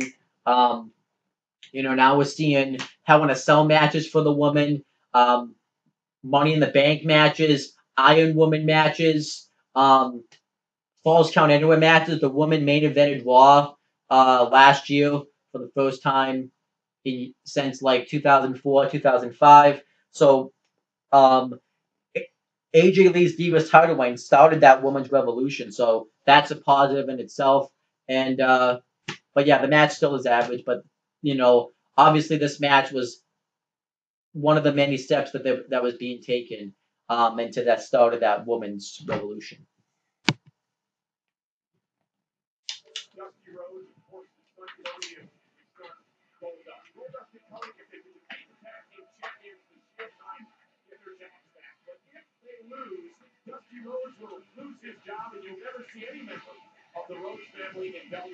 Oh, sorry about that.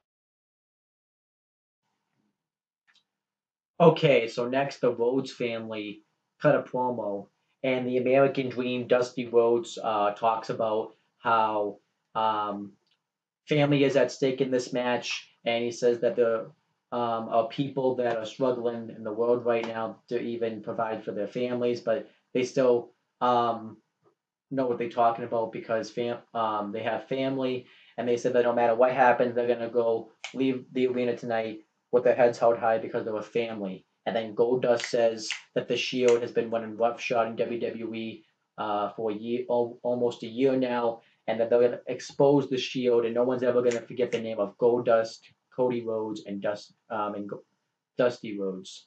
And then Cody Rhodes talks about how he wasn't born with the ability, with the charisma of Dusty Rhodes or the natural in-ring ability of Goldust, but he has the best worth ethnic of the family, and he says that he was fired from the company, but tonight he's standing fighting for the company of his family, and he says that they're not the most traditional family, and then Goldust has this little breathing thing that he does, but he says that tonight we're gonna go out fighting, and I thought it was a great promo. I thought all of them delivered. It's really kind of cool to see them all together because they all grew, developed their careers in different eras.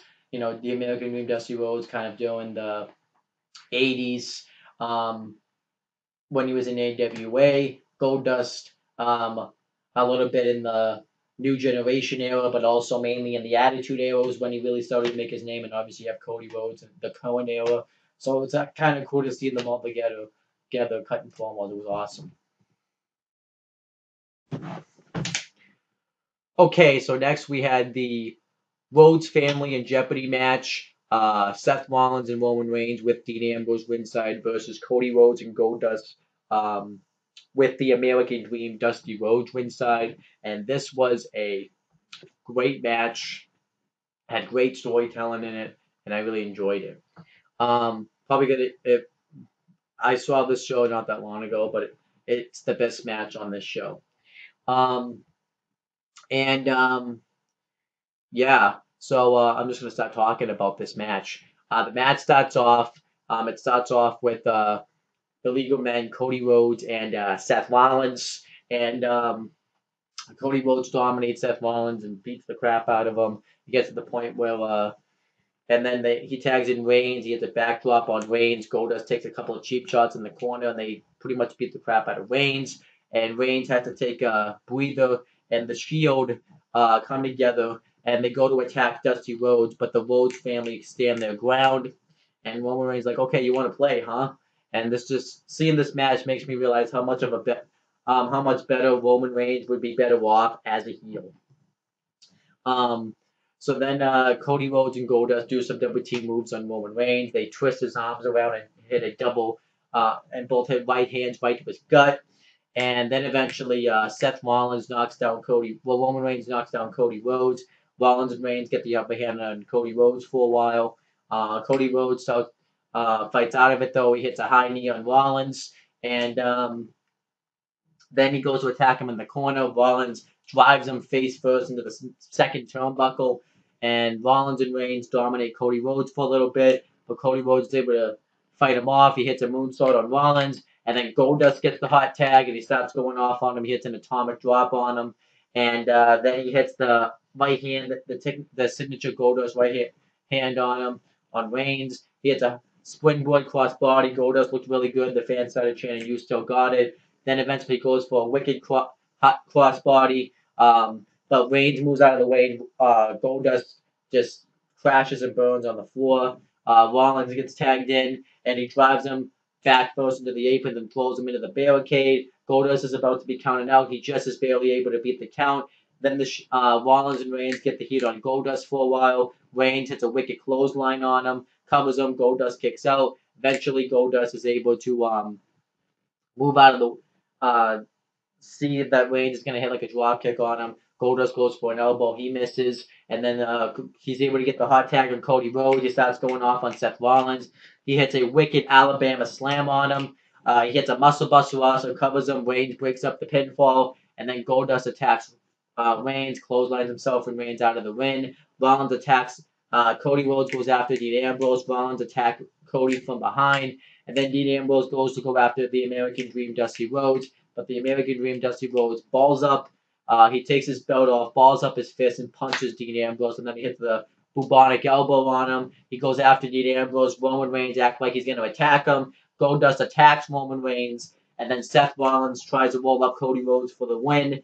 Cody Rhodes kicks out. And then Cody Rhodes hits the crossroads for the win. And the Rhodes family gets their jobs back. And they get to stay with WWE. And it's a big celebratory victory, a good feel-good moment. And afterwards, people backstage come out and congratulate him, like Kofi Kingston, the Usos, Justin Gabriel, Brodus Clay, and even some people from Dusty Rhodes past, like Arn Anderson and Mike Rotundo.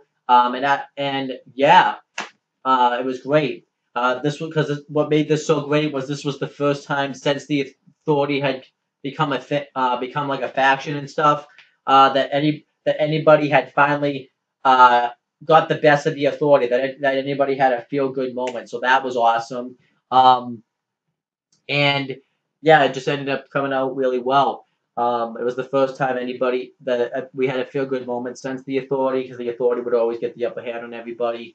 And it was just a nice feel good moment to see the Rhodes family finally get their jobs back. It was good, really the first time anybody had gotten the upper hand on the Shield, because they had dominated everybody. So that was really cool. And just seeing them get their jobs back, and obviously this is a much better moment because Dusty Rhodes is no longer with us anymore. So it makes me a little bit happy to see this, that the Rhodes family got to have like a nice big moment with WWE together. So that was awesome. And as for the aftermath, for the superstars that came on, congratulated them. Kofi Kingston, I'll get to later on in this video, but Justin Gabriel pretty much went on to continue to be a jobber in WWE. He went down and worked in NXT for a while, and then he asked for his release in 2015, and then he went worked in the Indies as PJ Black. He went to TNA Impact Wrestling during the whole GFW invasion. He was the King of the Mountain champion, which he lost, and then he now is still working the Indies. The Usos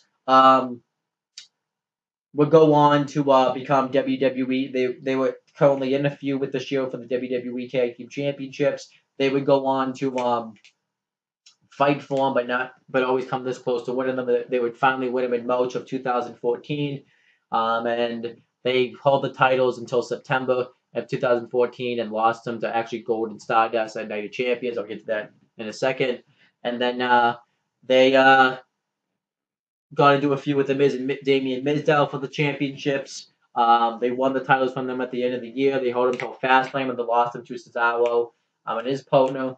And then they lost their rematch at WrestleMania, and one of the Usos ended up getting hurt, so the Usos were inactive in 2015. They returned in November of 2015, and they feuded with Kofi Kingston and his group for the WWE Tag Team Championships, and they never won the titles. Then they had a kickoff match at WrestleMania.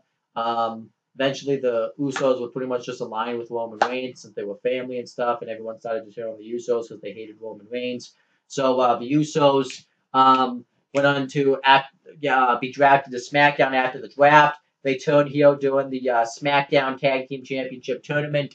Um, and they made it to the finals, didn't win the titles, and then eventually they won the SmackDown Tag Team Championships um, um, in March of 2017, and they became the first and only team to both the Raw and the SmackDown Tag Team Championships, which was really impressive. And they pretty much have had solid tag title defenses, so that's cool for the Usos. Brodus Clay, he was currently in a team with Tensai known as Tons of Funk, and then he turned heel, and the team broke up in December of 2013. He didn't really do anything as a monster heel. He went down and wrestled for the NXT Championship. Then afterwards, after he lost, he was released, and then he went to GFW, Impact Wrestling, TNA Impact Wrestling, and pretty much under the name Tyrus, where he became people's bodyguards all throughout. He was actually Matt Hardy's bodyguard at one point, and I don't even know what the hell he's doing now. Let me look.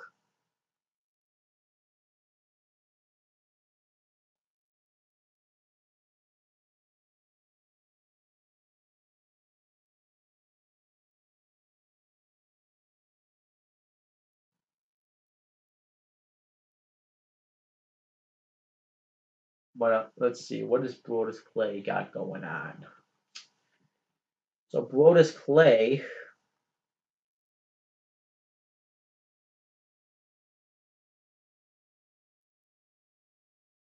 Doesn't say what else he's doing. Yeah, I guess he's still in TNA. I guess. So yeah, that's Brodus Clay.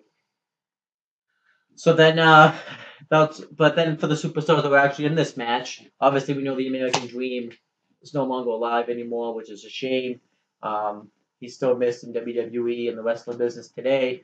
Cody Rhodes and Goldust went on to have a rematch with Seth Rollins and Roman Reigns. What I don't really like about this though is after Cody Rhodes and Goldust got their jobs back, which by the way I didn't mention, but Goldust was wearing pink gloves because they're doing the whole breast cancer stuff, which is kind of funny watching some of this breast cancer stuff back because CM Punk's in like the commercial for it, and he ended up trashing it like a year later, saying that no one really gets the money and stuff.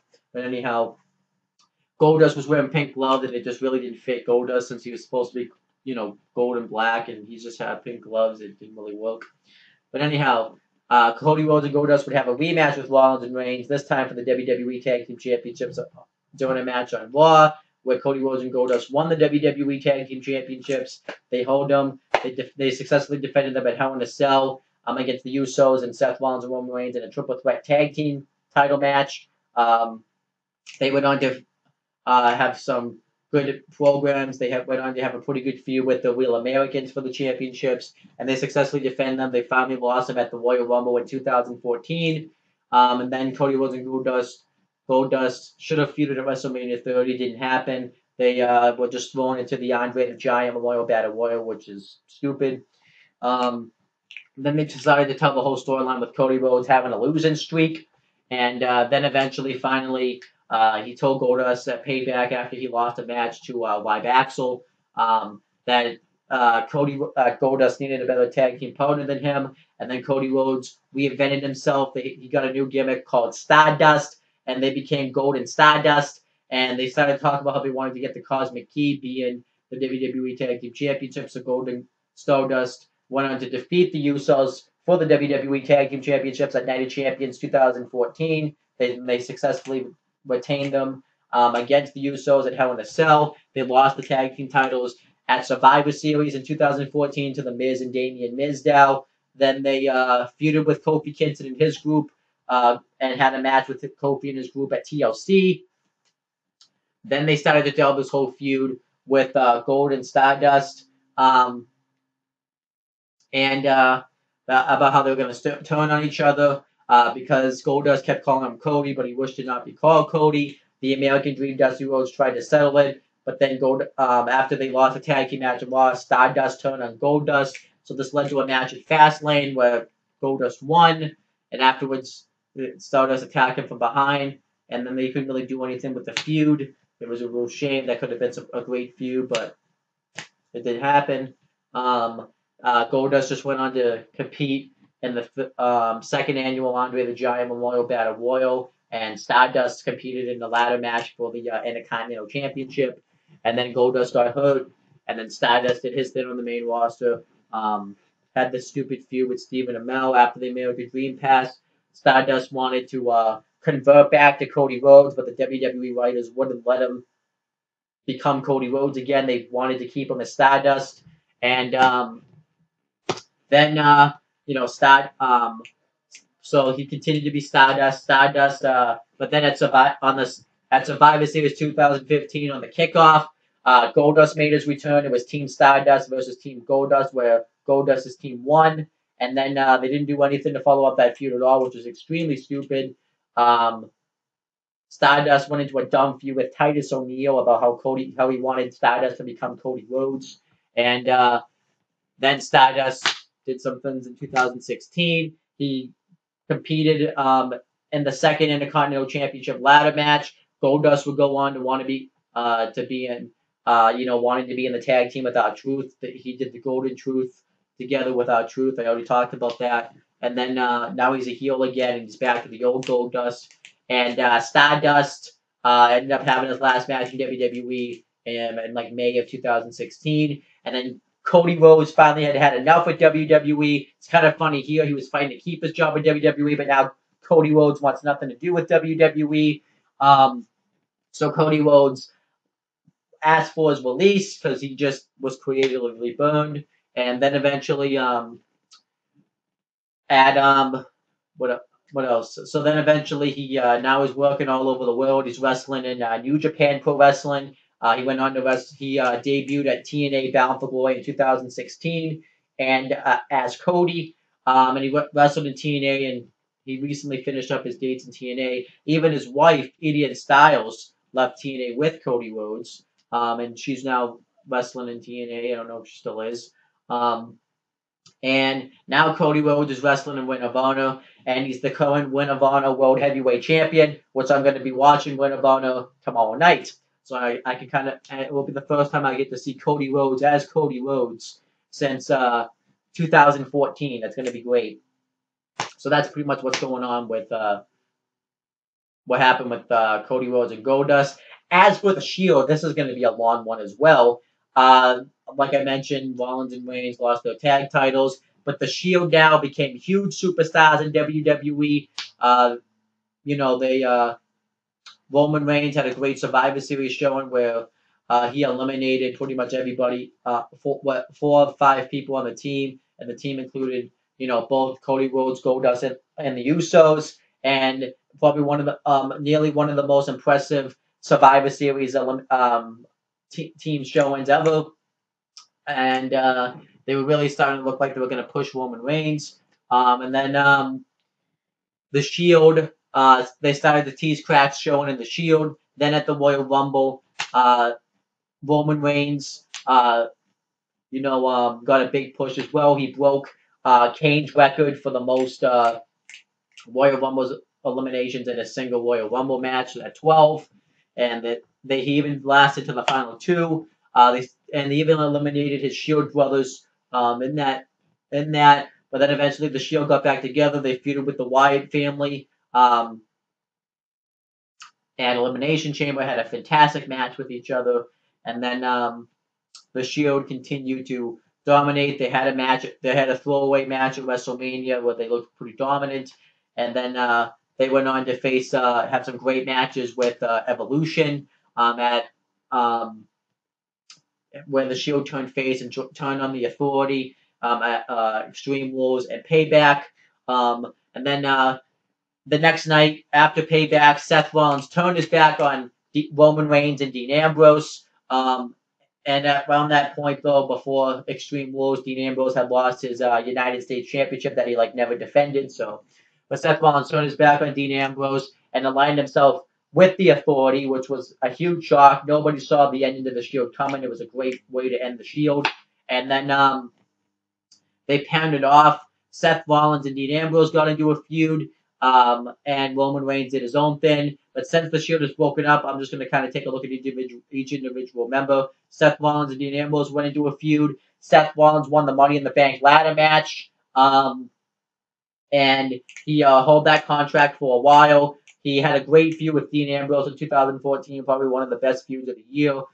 He beat him at, they were supposed to have a match at Battleground in 2014, didn't happen. They were supposed to, they had a lumberjack match at SummerSlam, but Seth Rollins was able to win. Rollins beat him the next night in a Falls Count Anywhere match, and then he ended up taking out Dean Ambrose. As this was happening, Roman Reigns was really getting huge in WWE. He was getting a huge reaction because they were booking him right. He was in a Fatal 4 match for the WWE World Heavyweight Championship at Battleground, didn't win, and a Money in the Bank ladder match before that, actually, and didn't win for the WWE World Heavyweight Championship. Then he went on to defeat Randy Orton at SummerSlam and had a pretty decent feud with him. And then after Dean Ambrose was taken out, Roman Reigns went into a feud with Seth Rollins. Where they were supposed to have a match at Night of Champions, but Roman Reigns had to go get hernia surgery, so he was taken off television. Seth Rollins, then Dean Ambrose returned to Night of Champions, took out Seth Rollins, and they rekindled that feud. They had a great Hell in a Cell match that Seth Rollins prevailed in winning, and then Seth Rollins ended up doing some great things. He, was the Money in the Bank winner. He was in the top spots of the show. He had a great showing against John Cena. He beat him in a cage match. He had a fantastic WWE World Heavyweight Championship triple threat match against John Cena and Brock Lesnar at the Royal Rumble, where he really showcased his skills. He kicked Randy Orton out of the Authority at WrestleMania 31. He ended up having a match with Randy Orton where he lost. I'll get into what happens with Seth Rollins later on in the show, but as this was happening, Roman Reigns returned at Tables, Ladders, and Chairs and Stairs in 2014, where he ended up helping Cena beat Seth Rollins in a Tables match. And then Roman Reigns went on to win the Royal Rumble match in 2015 that the crowd hated. This is when they kind of started to turn on Roman Reigns. But Roman Reigns was starting to become a star. He defeated Daniel Bryan at Fastlane to keep his spot. And then he went on to have a great match with Brock Lesnar in the main event for the WWE World Heavyweight Championship. And Seth Rollins that night cashed in his Money in the Bank contract. And as the match was going on, and won and defeated and won the WWE World Heavyweight Championship and took away Roman Reigns' moment. And Seth Rollins was the first member of the Shield to win a World Championship, which I don't think anybody would have ever thought was going to happen. And then, it was a great moment for Seth Rollins. And then he was the first superstar ever to cash in that fashion while a match was going on, and the first superstar to cash in at WrestleMania, and the only one. Great fashion. As this was happening, though, Dean Ambrose really wasn't doing too much. Actually, it was kind of a shame. He went on to a pretty lame feud with Bray Wyatt. We were lost to him at Tables, Ladders, Chairs, and Stairs. And then he had a pretty lame showing in the Royal Rumble. He was in a feud for the Intercontinental Championship. He was in that same match. Stardust was, in the ladder match for the Intercontinental Championship. And it was kind of bad for Dean Ambrose. He really wasn't doing too much at Extreme Rules. Really didn't do too much. But then Seth Rollins had a pretty good reign with the World Championship. Then the Shield finally had like a big match together. First time all three members of the Shield had been in the ring facing each other. Wasn't the triple threat match at Payback 2015, but it was a match with Randy Orton included. It was still pretty awesome. They had like a big reunion where they triple powerbomb Randy Orton through the announcers table, and then eventually Randy Orton.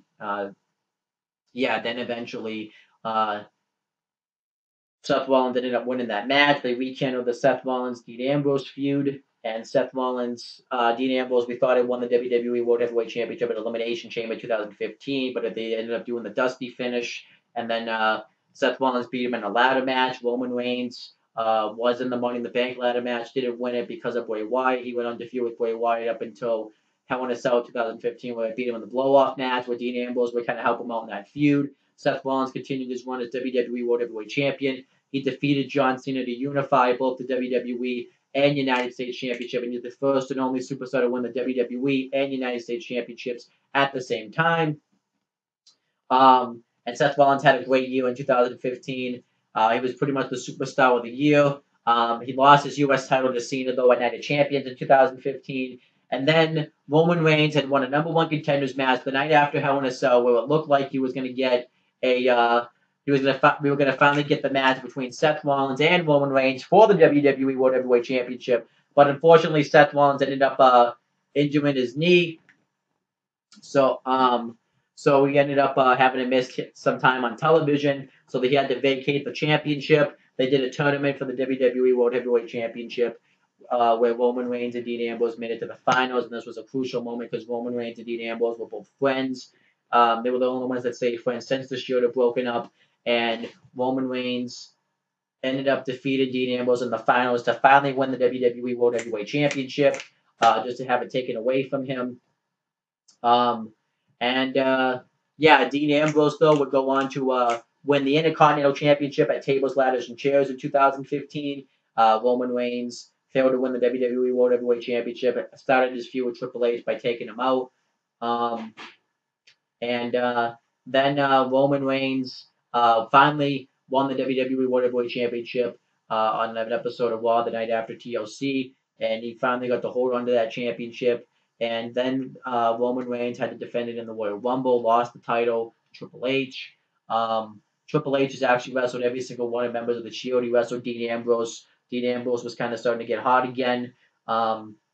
He had lost his Intercontinental Championship, and then he went. Then they had a triple threat match with Reigns, Lesnar, and Ambrose, where Reigns won to face Triple H, but then Ambrose faced Triple H at Roadblock for the championship, where Triple H retained, but Ambrose had a really good showing. Then at WrestleMania, Ambrose had a pretty lame WrestleMania match, but then Roman Reigns won his third WWE World Heavyweight Championship when he defeated Triple H in the main event that the fans still trashed. And then Roman Reigns had a decent WWE World Heavyweight Championship reign. Then Seth Rollins returned at Extreme Rules 2016. Laid out Reigns with a pedigree and announced that he was back.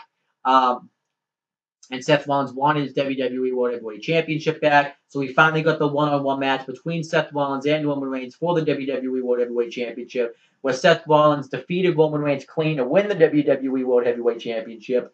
But earlier in the night, Dean Ambrose had won the Money in the Bank ladder match, and Dean Ambrose cashed in his contract, beat Seth Rollins, and at Money in the Bank 2016, all three members of the Shield were WWE champion in one night, which was awesome. And Dean Ambrose held the title. They finally did the Shield triple threat match at Battleground 2016 that Dean Ambrose ended up winning. And because of the brand split, Ambrose took the title to SmackDown, and Reigns and Rollins stayed on Raw. Ambrose did his thing on SmackDown. After Ambrose had won the title, unfortunately, that's kind of when he started getting lazy and complacent. So he lost the championship at Backlash 2016. Roman Reigns and Seth Rollins continued doing their thing on Raw. Seth Rollins was in like the finals to crown the first ever WWE Universal Champion that he lost. And then Triple H turned on him, cost him the WWE Universal Championship, and they started building up to the Triple H Seth Rollins feud, but Rollins would still stay in contention for the WWE Universal Championship. Roman Reigns won the United States Championship at Clash of Champions 2016, and all three members of the Shield uphold the United States Championship, which is pretty awesome. What else? What else? Seth Rollins defeated Triple H at WrestleMania. Roman Reigns started to get in contention for the Universal Championship. He lost his U.S. title in January of 2017, and then Roman Reigns, Dean Ambrose beat Miz for the Intercontinental Championship on an episode of SmackDown, and he held that title. He successfully defended it at WrestleMania in the kickoff. And then he went on to Roman Reigns then went on to retire The Undertaker at WrestleMania, and which is a shame. I haven't watched the Roman Reigns segment since then. And then he's been feuding with Braun Strowman. Dean Ambrose continues to be lazy and complacent. He lost his IC title to the Miz at Extreme Rules 2017. Seth Rollins is beat Triple H at WrestleMania. Has been a pretty bland babyface. Rollins and Reigns has had some exchange, but not much. But overall, the Shield has been a huge success for WWE. All three of them have been world champions, U.S. champions, and yeah, but there's one of them's been a Money in the Bank winner. One of them's been a Royal Rumble winner. So overall, the Shield's been a huge successful. This match benefited the Shield long term and short term Cody Rhodes and Goldust. So that's pretty damn awesome right there.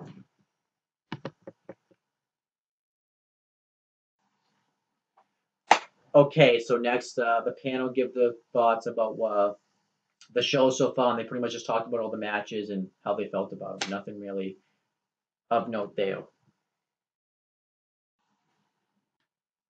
Okay, so next, Brad Maddox is on the phone with Stephanie McMahon, um, and pretty much he was the general manager of Raw at the time, um, and they left Brad Maddox in charge of the show. They left the show because they were upset that the Rhodes family won. What a bunch of babies!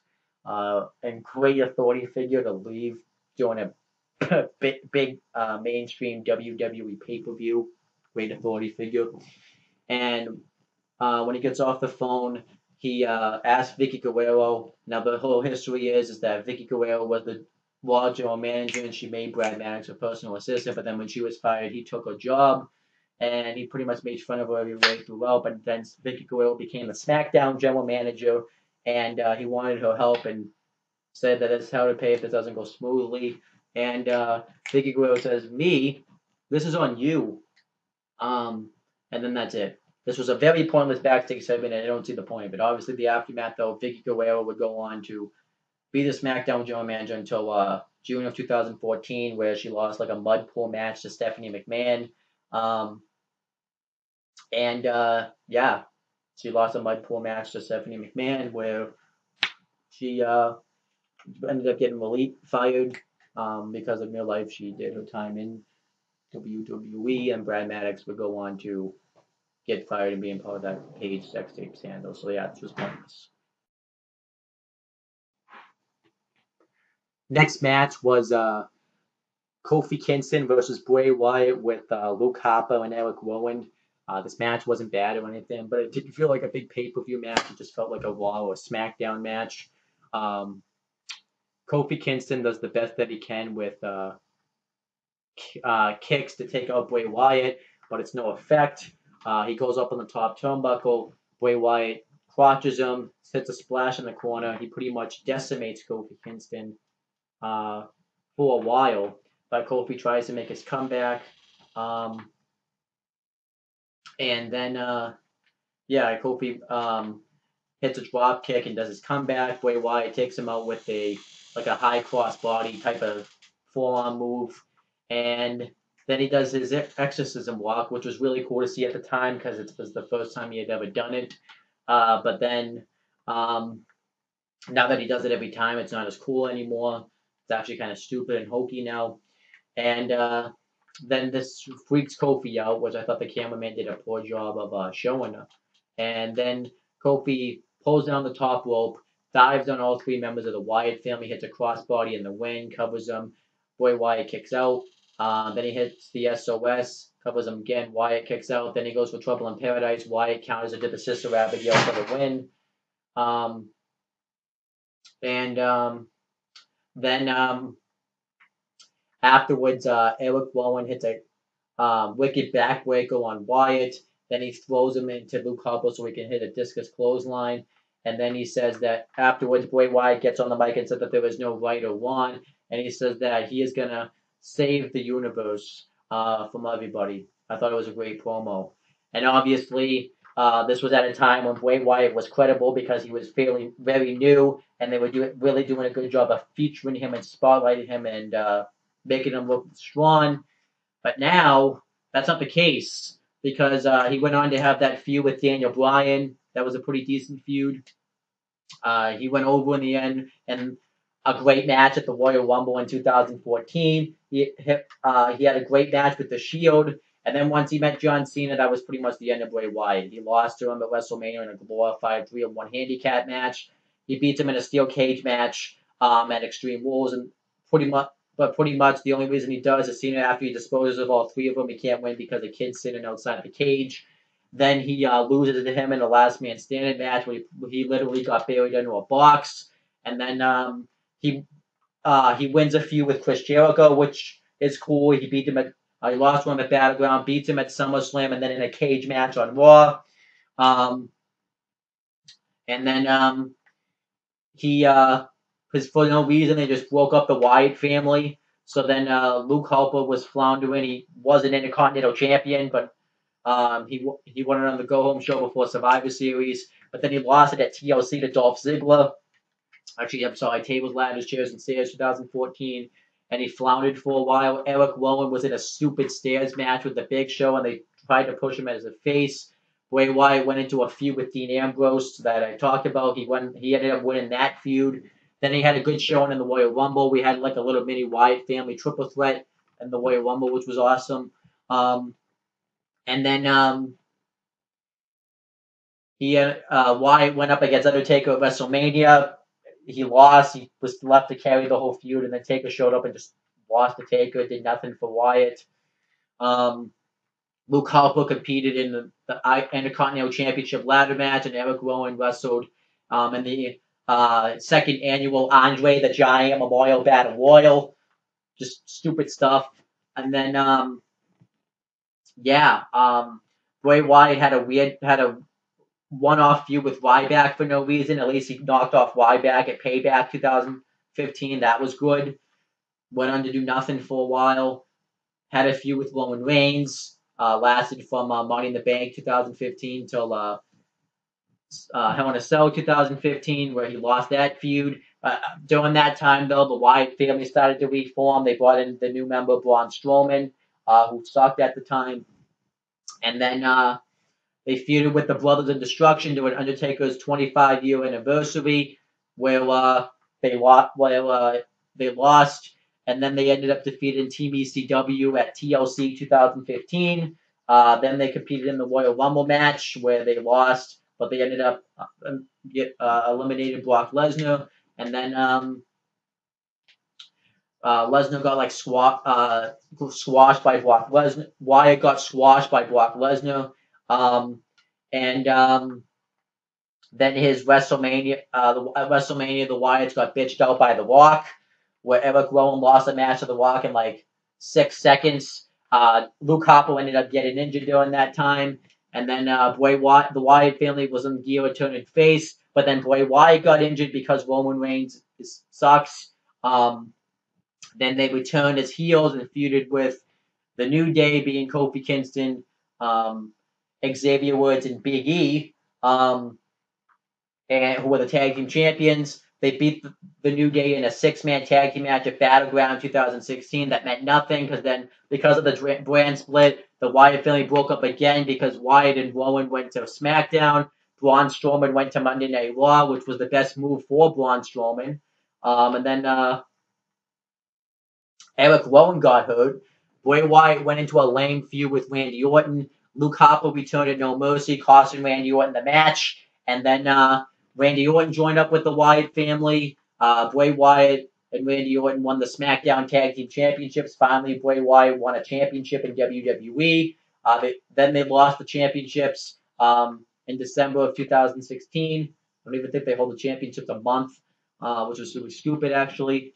And then Luke Harper got kicked out of the Wyatt family because Randy Orton and him started to have issues. Orton beat him in a match, and then they kicked Harper out of the Wyatt family. Harper had this big face turn, and then Orton eliminated Harper from the Rumble. Randy Orton went on to win the Rumble, but Wyatt was the final 3. And then Bray Wyatt went on. Randy Orton and Luke Harper had a good match in Elimination Chamber that Randy Orton won. Bray Wyatt won the WWE Championship in the Elimination Chamber match, and then Bray Wyatt and Randy Orton wrestled for WrestleMania, where Randy Orton beat him for the title. Wyatt and Harper had a match on SmackDown before that, where Wyatt won, which should have been at WrestleMania, and then Bray Wyatt lost that feud, and then Bray Wyatt lost all his steam. He beat Randy Orton in a nothing match at Payback that didn't benefit Bray Wyatt at all. We still lost that feud because Orton burned his house down, broke up the Wyatt family, and then the Wyatt family broke up again because of the Superstar Shakeup because Eric Rowan came back, but then Bray Wyatt was drafted to Raw. And then after Wyatt was drafted, Luke Harper and Eric Rowan feuded that concluded at Backlash 2017, where Luke Harper won, and we haven't seen Luke Harper and Eric Rowan on TV all that much. And then Bray Wyatt's now in a lame feud with Seth Rollins, and they're having a match this Sunday, tomorrow night at Great Balls of Fire, and it's really stupid. So Bray Wyatt, pretty much, they've killed his steam, and there's really no way to repair Bray Wyatt's character. As for Kofi Kingston, he went on to form the New Day with Xavier Woods and Kofi Kingston, and ended up being the best run he's ever done in his career. The New Day are two-time WWE Tag Team / Raw Tag Team Champions. They are the longest tag team champion of any kind in WWE, and they became the best tag team probably of this era, of this generation, I should say. And now they're on SmackDown feuding with the Usos for the SmackDown Tag Team title. So Kofi Kingston decently benefited from this. He became not short-term wise, but more of a long-term thing. But this match was just really a Raw match, nothing special. Okay, so next match was Ryback with Paul Heyman versus CM Punk. This match was boring and it sucked. The match starts off with CM Punk doing everything he can to try to take down Ryback. Ryback escapes, and he goes over to Paul Heyman, and he asks what he should do. And he says, he's a bully. You hate bullies. Go treat him like a bully should be treated, or something like that. And then he gets back in the ring. CM Punk gets the advantage on him again. He escapes. CM Punk hits a suicide dive through the ropes. And then he goes to go off the barricade and hit like an axe handle on Ryback. Ryback catches him. He's about to like power slam him. Punk throws him into the steel steps. And CM Punk continues to get the upper hand. Eventually Ryback grabs his trunks and throws him face first into the middle turnbuckle. Ryback throws him off the top turnbuckle, throws him like back first into the ring post, and just works over the injured back of Ryback. Not Ryback, CM Punk. I said back. I was thinking about Ryback when I said back. And then, Ryback pretty much dominates CM Punk for a while. CM Punk makes a comeback, and he hits a kick to the head, and he's about to put away Ryback. But then Paul Heyman gets on the mic and pretty much gloats about how he's the best in the world, saying that he beat CM Punk at Night of Champions. And then this distracts Punk long enough for Ryback to club him from behind. He hits a powerbomb on Punk, covers on Punk, kicks out. He goes for a second one. Punk counters into a kick to the head. And then he hits an elbow drop, goes for the GTS. Ryback counters into a power slam, covers him. Punk kicks out. Then Ryback starts beating up Punk in the ropes. And Paul Heyman acts like he's going to take a cheap shot, but the referee catches him before he can do so. Ryback continues to beat up Punk. Paul Heyman's just talking trash to him. And then Paul Heyman grabs a kendo stick. And he's going to act like he's going to hit Punk right in the face with it. But the referee gets distracted by this. And Heyman drops the kendo stick. But while the referee's dealing with Heyman, CM Punk, behind the referee's back, hits a low blow on Ryback. Covers him, gets the victory, and CM Punk defeats Ryback. But the match was just extremely boring. I think this might have been the worst match on the show because it was just boring and it had a lame finish. And obviously the aftermath came as they would have a rematch in Hell in a Cell. It would be CM Punk versus Ryback and Paul Heyman in a 2-on-1 handicap Hell in a Cell match where CM Punk would win and he would finally get his hands on Paul Heyman, ending off that storyline. Ryback was pretty much the Bray Wyatt of today when it came to pay-per-views or feuds where he never won any of them. He went on to pretty much become nothing. He joined the tag team with Curtis Axel and became known as Ryback. They had a few WWE Tag Team Championship match but never won. And then meanwhile, you saw CM Punk. You could just see that he was starting to lose his passion for wrestling, and it definitely shows in this match. You can just see that CM Punk really doesn't care. You can see that he's hurt and beat up. And his final match, he originally was supposed to feud with Triple H and face him off with him at WrestleMania 30. So they started to plant the seeds for that by having him face the Shield and beat the Shield at TLC 2013 in a 3-on-1 handicap match. And then, CM Punk then would have his final match at the Royal Rumble. In the Royal Rumble match where he entered number 1, he lasted to the final 4, but he was eliminated by Corporate Kane. But then he had his final match because he ended up walking out the next night because he didn't like his spot in the company, and obviously because they kept putting him back for injuries. Vince McMahon would always say, "Oh, and we talked about this all in Colt Cabana's podcast." And now CM Punk went on to become a UFC fighter. He had his first fight in September of 2016 where he got his ass kicked, and then I don't know what CM Punk's future holds at the moment. I definitely know it's not going to be WWE probably ever again because they fired him on his wedding day.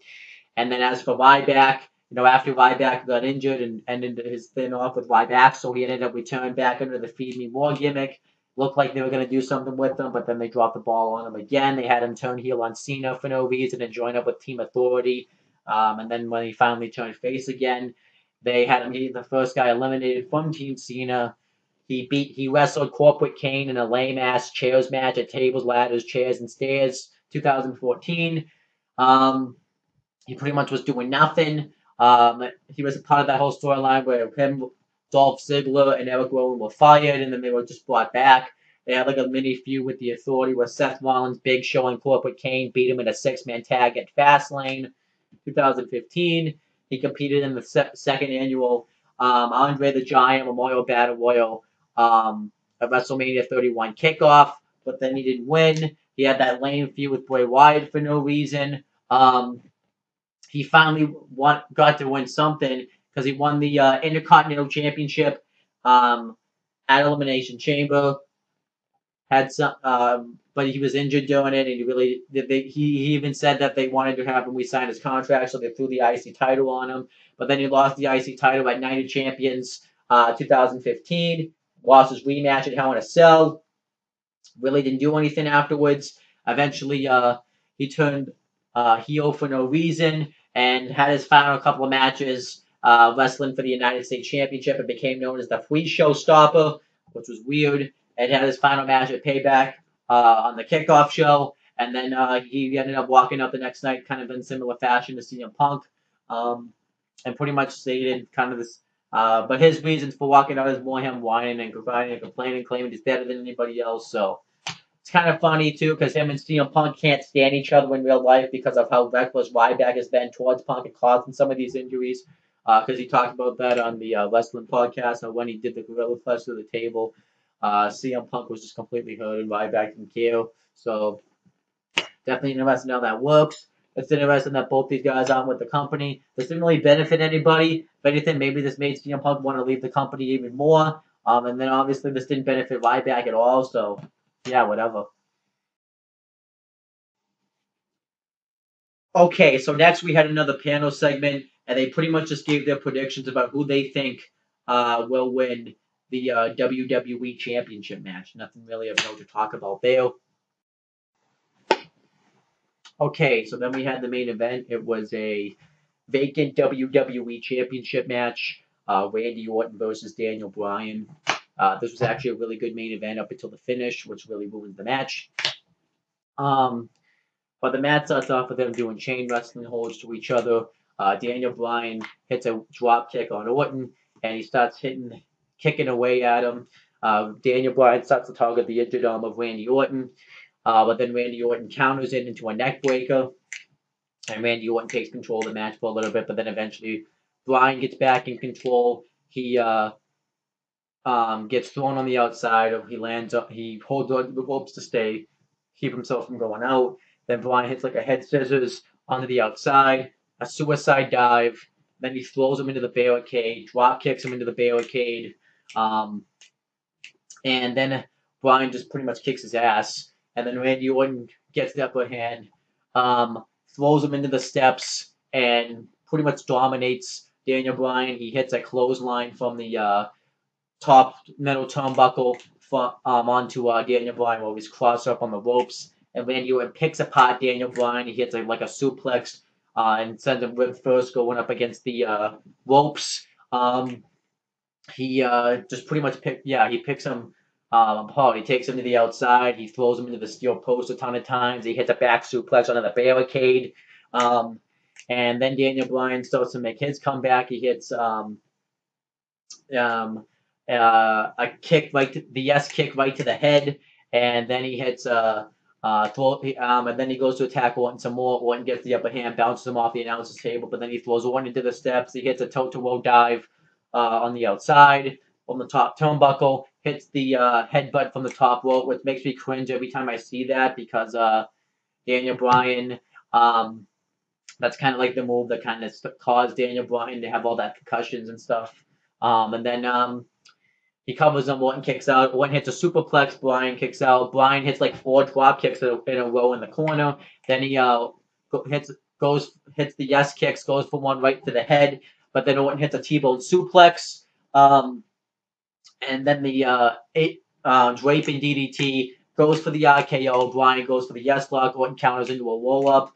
Bryan kicks out, turns it into the yes lock, and then the Big Show comes out, and this is when the main event gets stupid. He pulls the referee out, knocks him, and takes him out. He knocks out Daniel Bryan. Brad Maddox comes out with Scott Armstrong, who was the referee that did the fast count at Night of Champions. And Randy Orton goes in for the cover. Scott Armstrong's about to count 3. Big Show pulls him out, knocks out Scott Armstrong. Randy Orton's upset about this, and he says, I can't wait to see what consequences you'll get tomorrow. Big Show knocks out Orton, and then that's it. The show just goes off the air.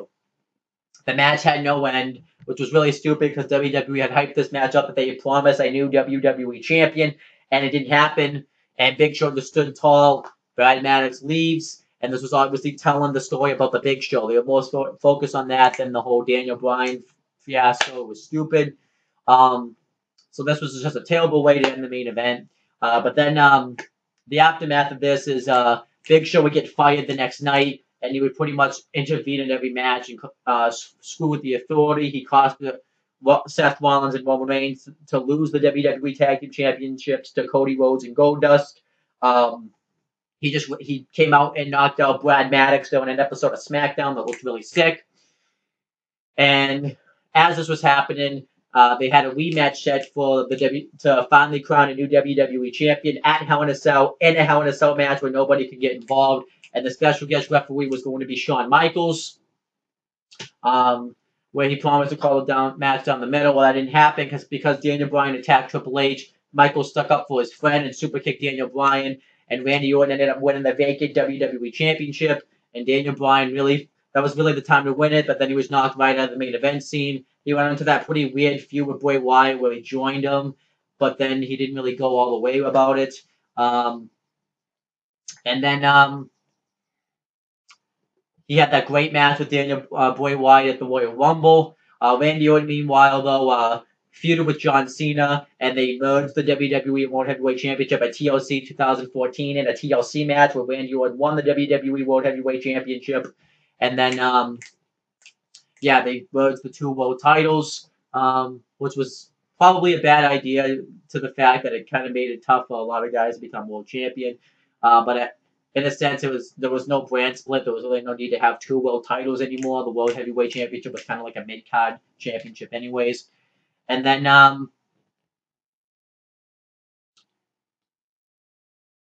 afterwards, what else?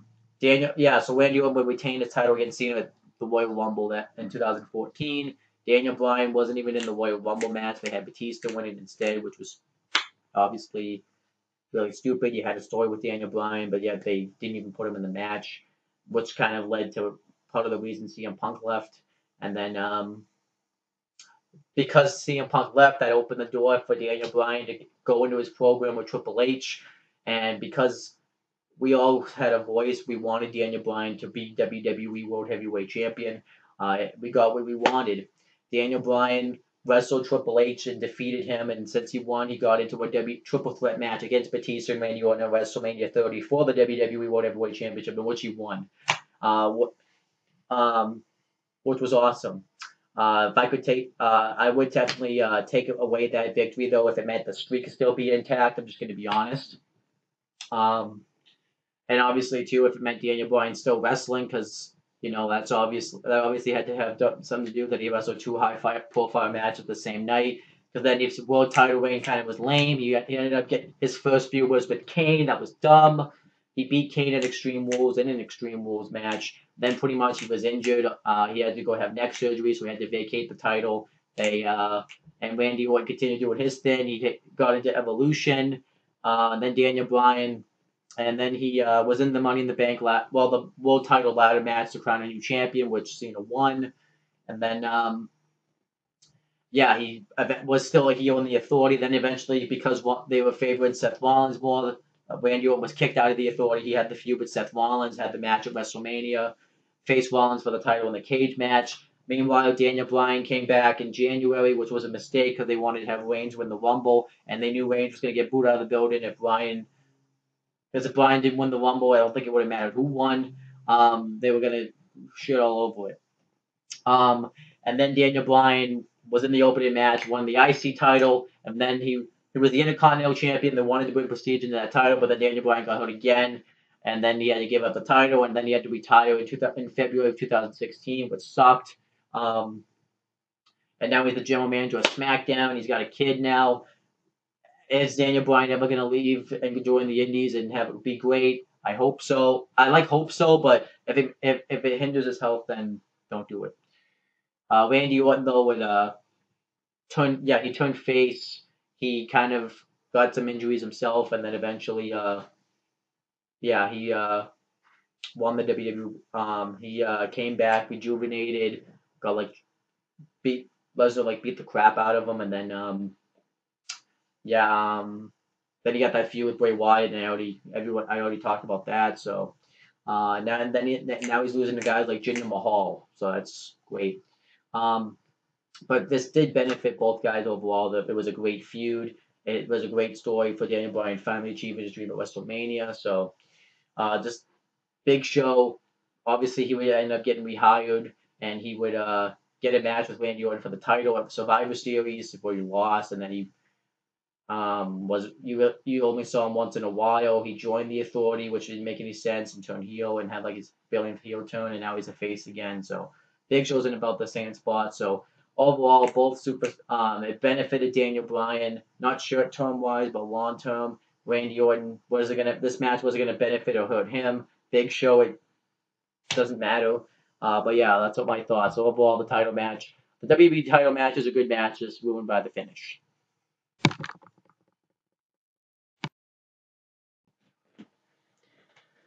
Okay, so now I'm gonna give you guys my star ratings and my overall thoughts on this show.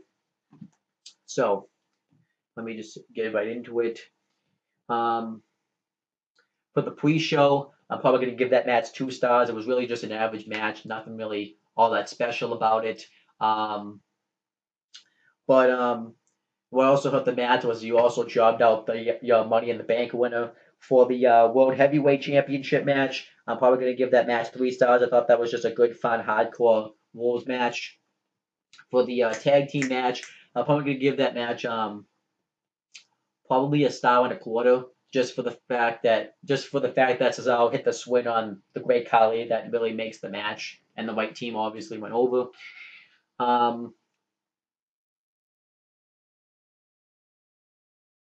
Then for the Intercontinental Championship match, probably gonna give that match probably 1 star. That was just a pretty bad match and really had no purpose. For the Divas Championship match, probably gonna give that match 2.5 stars. All right match with a weak finish. For the Rhodes family and Jeopardy match, I'm gonna give that match 4 stars. I thought that was a really good match, had really good tag team psychology, a really good story behind it, and the white team obviously went over in the end, had that good feel-good moment.